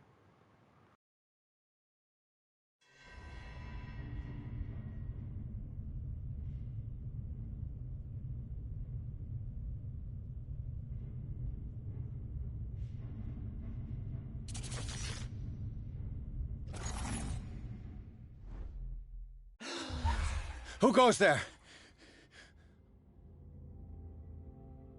That nightmare again. I need a drink. These are grave accusations. Do you realize what they mean? I have a duty to the patients. That man is toying with their lives. Who knows what he could do if what you say is true? That is precisely why I'll find evidence. Fine, do what you want. I'm just trying to reason with you.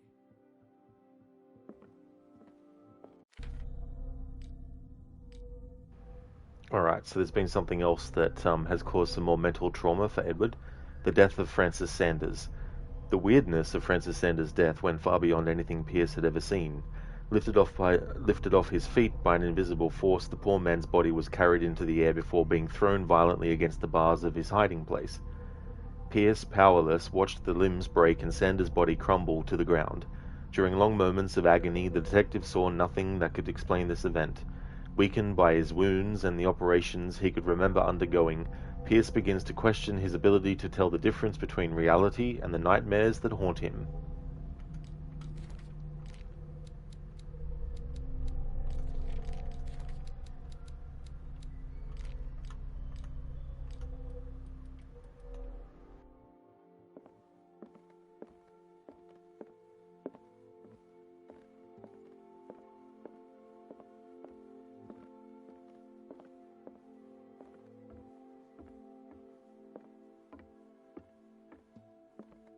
You're awake, Mr. Pierce. How do you feel? Did I sleep long? The day's only starting. It's fine. How's our fugitive? Dr. Fuller hasn't reported your disappearance to the force, but that'll come soon. Bradley? Who else would it be? Mr. Pierce, are you all right? You look like you saw a ghost. There are things I can't explain. Tell us. What happened?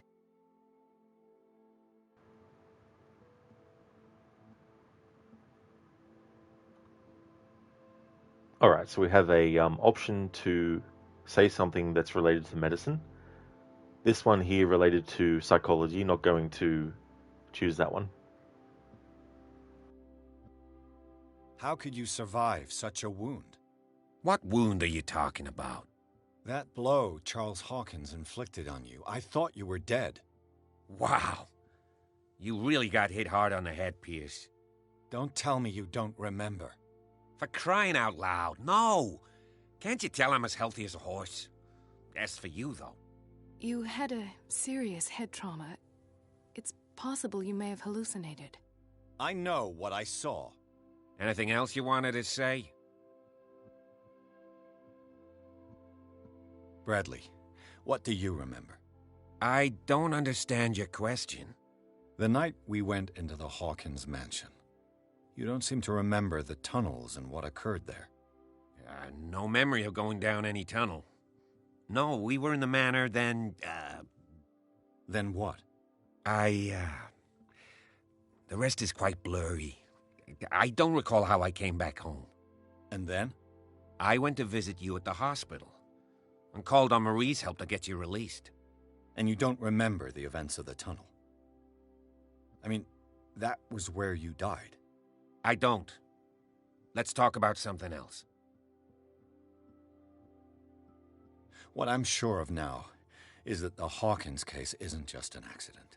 And what brings you to that conclusion? The fact that Charles Hawkins survived the fire.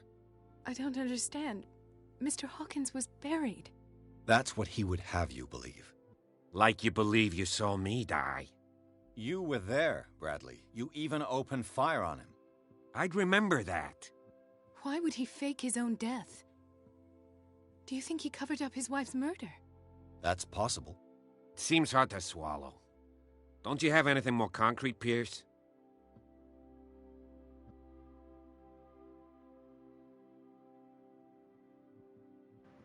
This is related to investigation and professional, so for this playthrough won't be choosing that as a dialogue option. I found a file bearing Sarah Hawkins' name in the Institute's basement. It makes sense. A powerful family like the Hawkins had the means to hide such a disgrace. But everyone knows the Fullers have been taking care of the Hawkins for at least a generation. And all were aware of Mrs. Hawkins' fragility. Perhaps, but no one would allow a psychiatric internment. From what I read in the file, Fuller used her as a subject of his experiments. Francis Sanders and Sarah Hawkins, subjects of Dr. Fuller. Why those two?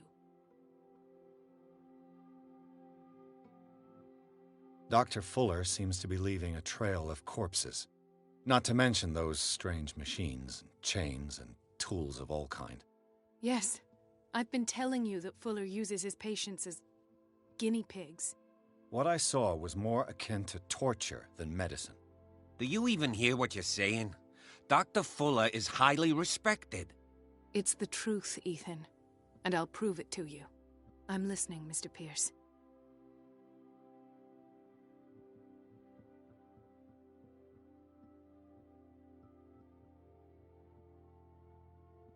I met a Francis Sanders. Do you know him?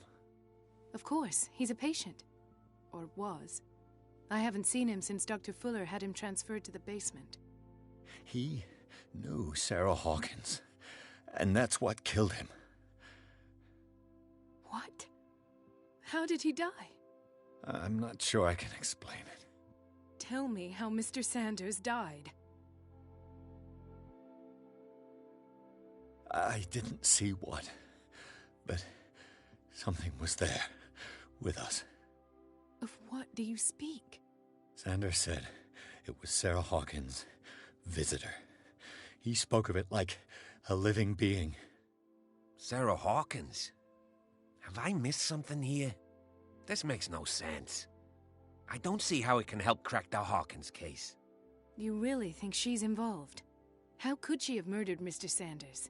Francis Sanders mentioned Mrs. Hawkins just before dying. It's no coincidence. You know, Francis Sanders was a well-known art collector. I guess you can still pay a visit to his wife, Irene Sanders. An art collector, you say?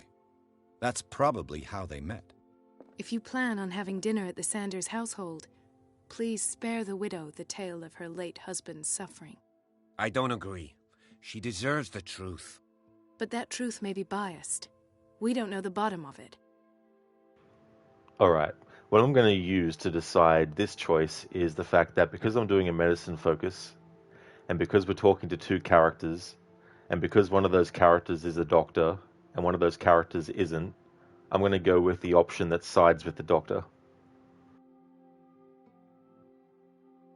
You're right. Without a plausible explanation for what I saw, let's not jump to conclusions. That seems wise indeed. Very well. I'll go to see Francis's widow. Perhaps I'll find a link between her husband's death and Sarah Hawkins. Don't end up in the hospital this time. I'll do my best.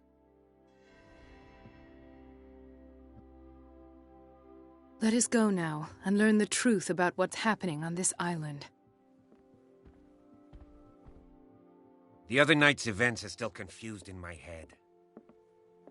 Let us go now and learn the truth about what's happening on this island.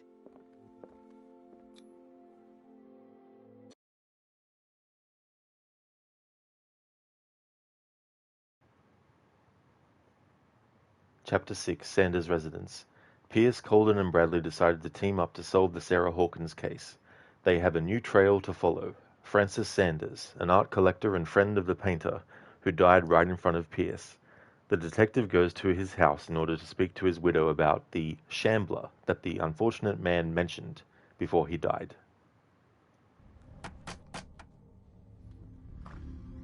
What can I do for you, sir? Mrs. Sanders, I'm a private detective.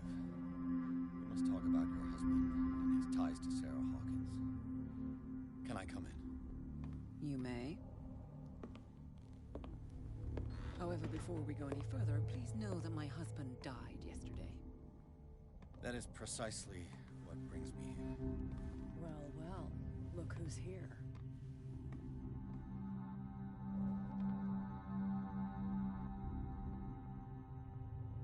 You know each other. Our paths crossed, briefly. The brave detective has a talent for sticking his nose into my business. I bump into her every time I'm investigating someone's death. It's a small island, Detective. My island. It's better that it's you bumping into me. You're investigating Francis' death. Why? Who hired you? I spoke to Francis before he died.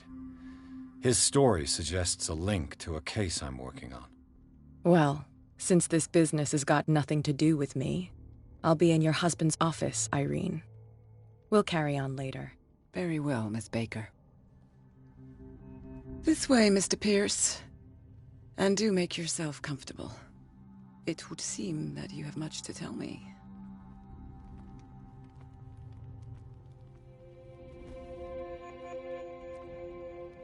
May I inquire as to when you had the opportunity to talk to my husband? Yesterday. I met him at the hospital. He spoke to me about Sarah Hawkins. Oh, of course he spoke to you about her. That's all he talked about. Sarah Hawkins and her paintings. Please forgive my tone. The fact is that I have not been allowed to see him since he was interned. You, on the other hand, a perfect stranger, were able to see him and even talk with him the day he died. How was he? Were you present when he had this attack? What happened? This is something that I can't actually choose anyway, because I don't have enough points in it, but if you wanted to choose that, you could. But even if I did have enough points in it, I can't do that for this playthrough.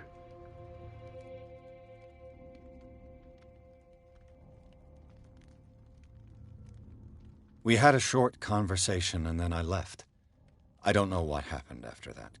Oh, I see. Mr. Pierce, you must forgive my audaciousness. But I've had practice of life in high society for over 30 years. Reading one's interlocutors, recognizing the politeness of a lie, are things that are taught very early to young girls from a good family.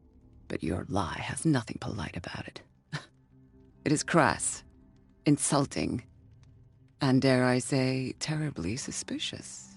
Try to understand my position. I need to understand. How could this happen? In a reputed institute? And right before your eyes? Did you not do anything to help him? So we don't have, well, I mean, we can choose eloquence, but for this playthrough I'm not going to. With all due respect, Mrs. Sanders, it was you who sent him to this asylum, not me. How dare you? What was I supposed to do, Detective?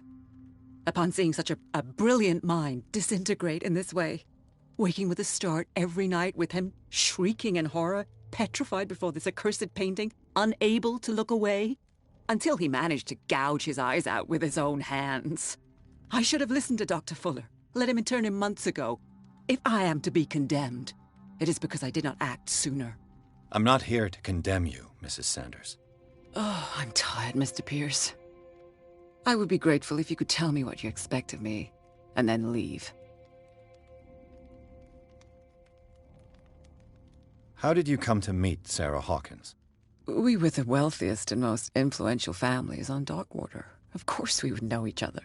And when Charles returned from Europe with his sweet little artist, she and her sinister paintings were destined to catch my husband's eye. He bought many of her works over the last 5 years. They adorn his macabre gallery. Did your husband talk to you about Sarah Hawkins' visitor? A shambler, to use his precise terms. Well, you can't imagine that's all he talked about. It's exhibited at the center of the gallery. No better place for the painting that endowed him with the privilege of such a shameful and miserable end to his life. Hold on. The Shambler is a painting by Sarah Hawkins. Who else to paint such horrors? Take a look for yourself, if you feel so inclined. It is my only lead at this stage. I suppose I have nothing to lose. Then you have paid no heed. For my part, I refuse to set foot in that gallery again. But if you are so eager to see it... Thank you, Mrs. Sanders. I won't be long.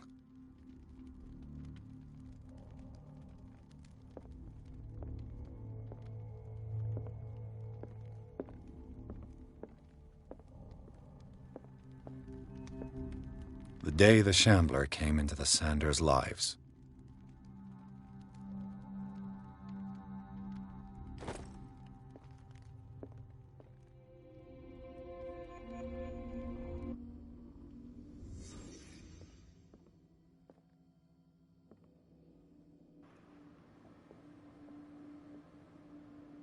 A house of artists.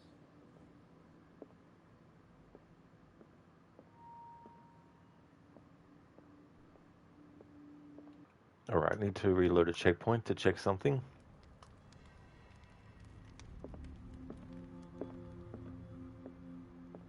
Alright, so I don't have to actually investigate there, good. Let's see what this cylinder has to say once it's inserted in a phonograph.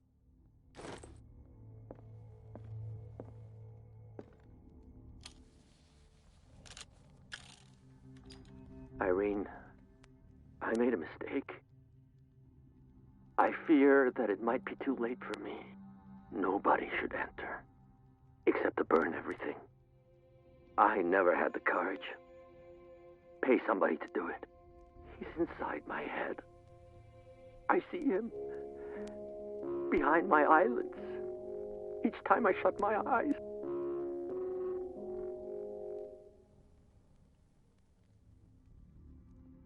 I can't take any more. I can't hold him back. Forgive me. That accursed gallery. Those accursed paintings. That accursed Sarah.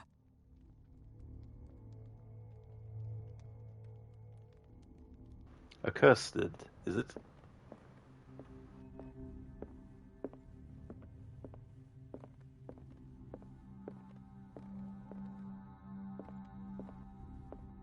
A strange Amerindian pendant.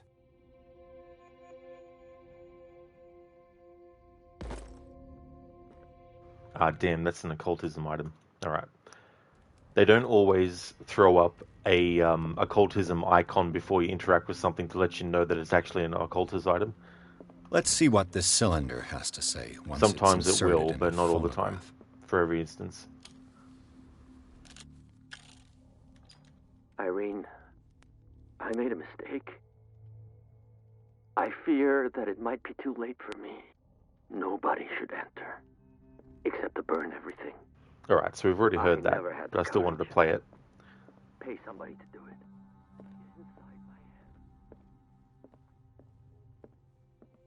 I could use one of those. Strange. For months, Sarah Hawkins refused to part with her painting, to finally give it away for nothing.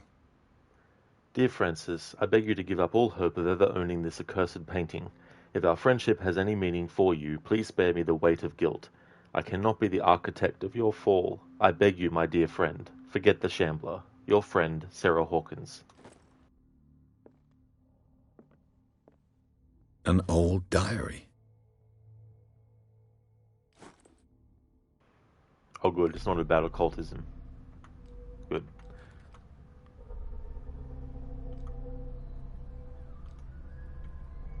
Diary of the Pastor's Wife, Volume 3. This volume spends some time on Reverend Wickwood's community. His wife expresses her worries about the strange dreams that the Reverend's congregation are having since their arrival on the island. Some members of the community, her husband included, begin to speak of their vision as a messenger sent by God. She is scared that they will suffer the same fate as the lost tribe.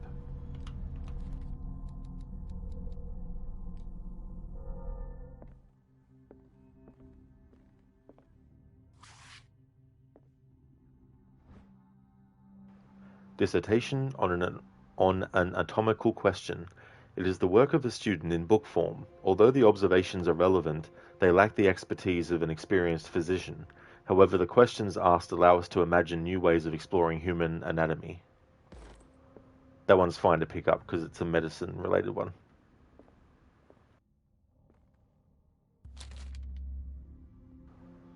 Ah. Yeah, so this is a book. An occult book.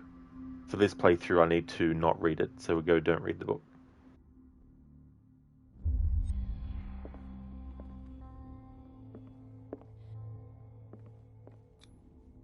Alright, so I can't do the strength thing. That's twice you've stepped on my toes, Detective. Try not to make a habit of it. I've got a lot of bad habits. Some can be more fatal than others. What have you come looking for in this gallery? Another painting by Sarah Hawkins. One connected to the horrors I've discovered on this island. What a surprise. I'm listening.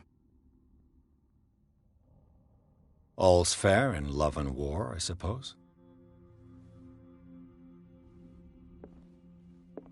Not now, sweetheart.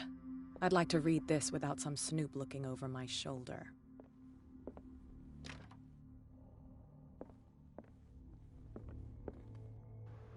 So I may end up having to actually open this because there's a key inside.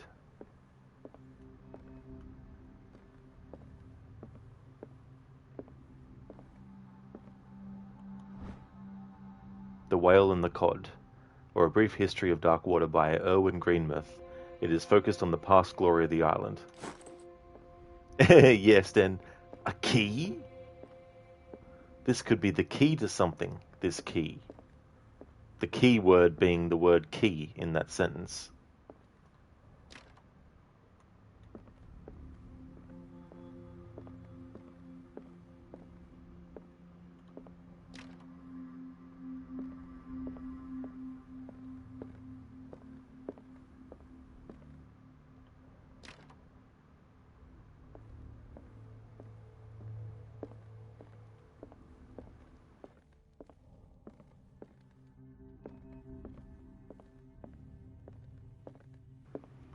Alright, so it looks like the only way I can get access to this door is with the key. And the only way I can get the key is to use strength to open this box. I'm going to make an exception for this use of this strength skill.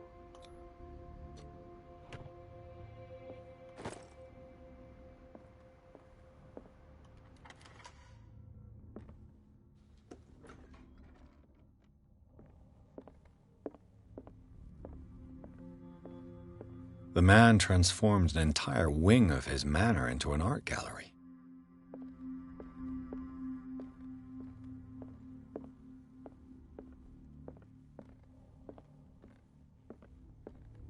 Why was he so interested in old weapons?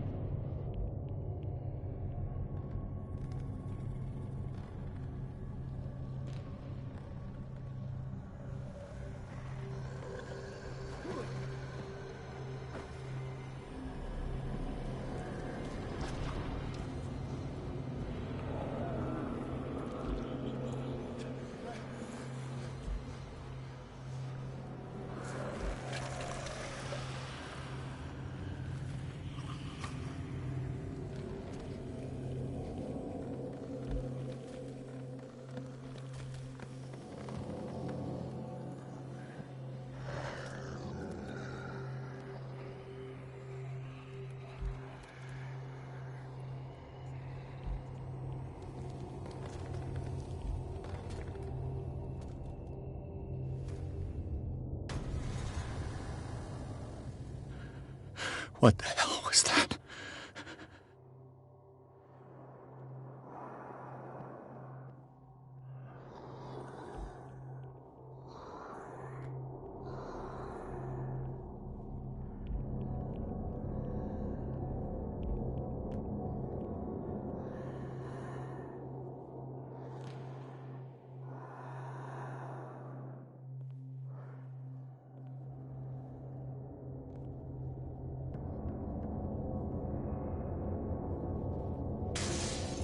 Damn.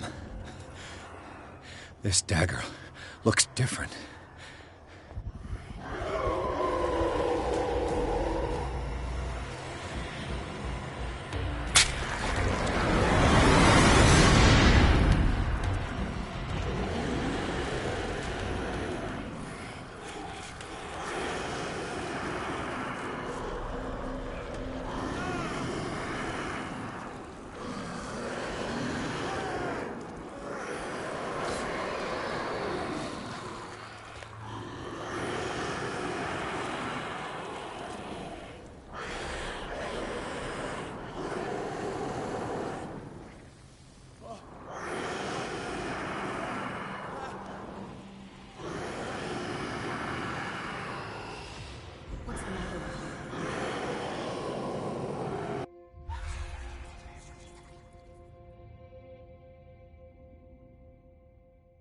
You sure you won't be needing that hand?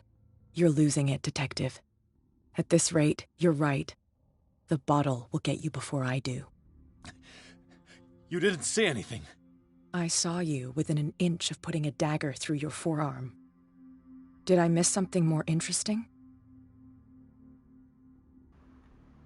Even if I had points in occultism, I wouldn't have been able to choose that anyway.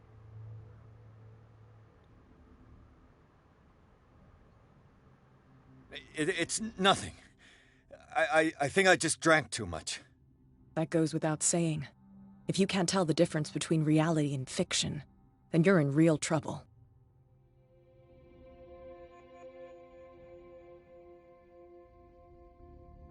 I ran, screamed, broke a pane of glass. You were in the next room and you didn't hear a thing. If I hadn't heard a thing, I'd still be in the other room. The door was blocked. I got in as soon as I could. I like to look after my goods. You mean me? Don't flatter yourself, sweetheart. I'm talking about the contents of this gallery. And by the way, where do you think you're going with that dagger? It saved my life. It's an extraordinary dagger. You should talk to Algernon Drake. He's an antique dealer here on Darkwater. He'll tell you all about it. From what I saw in the ledgers, it was him who sold it to Sanders.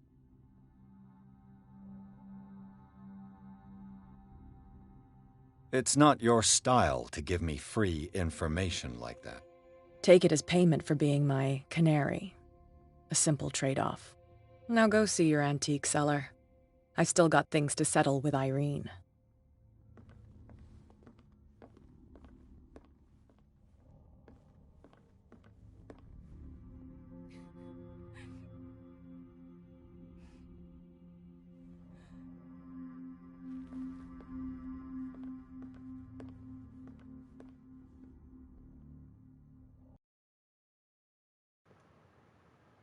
Chapter 7, The Nameless Bookstore. The Shambler turned out to be much more than an artwork painted by Sarah Hawkins, as a huge creature came out of the painting to attack Pierce. After a hard fight, the detective managed to send it back into the painting. He later discovered that the dagger he used to repel the creature had been sold to Sanders by a man named Algernon Drake, owner of the Nameless Bookstore. Pierce decides to pay the library a visit.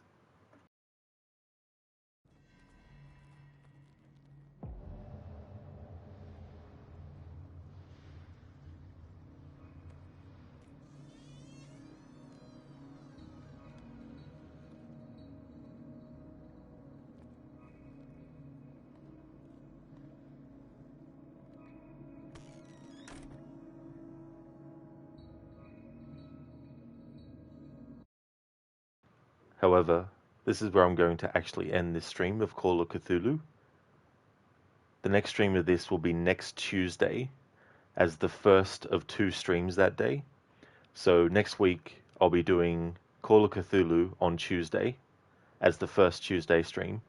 And then, which is most likely, I'll still be doing the Tomb Raider Remastered trilogy of 4, 5, and 6 next week. So most likely, it'll be this game again next Tuesday, and then after a break it'll be the remasters of Tomb Raider 4, 5, and 6.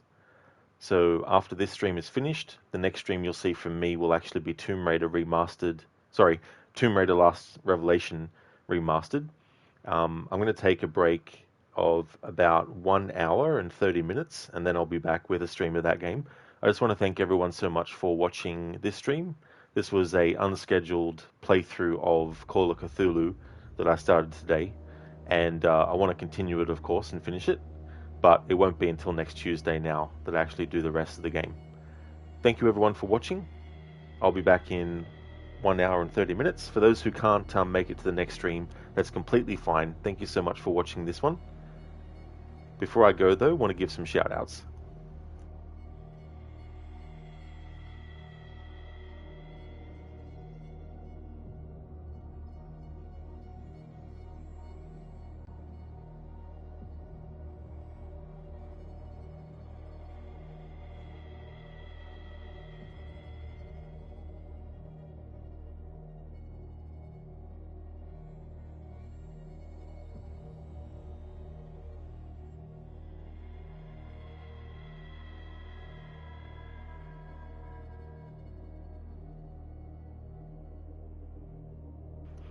Would like to highly recommend people check out the following streamers: Dr. Ronnie, who's doing his first ever playthrough of Ghost of Tsushima; Grail, who has been doing Medieval Dynasty; Ladis does a lot of retro franchises, he's a big fan especially of Mortal Kombat; Mr. Gote does streams of games like Banishers, Ghosts of New Eden, as well as the Outlast series; Shillerlock has been doing a playthrough of Dishonored 2, as well as Mafia 2, and Shaky has been doing Far Cry 6, so definitely recommend checking out those streamers if you haven't before. I'll be back in 1 hour and 30 minutes to return with Tomb Raider: The Last Revelation Remastered.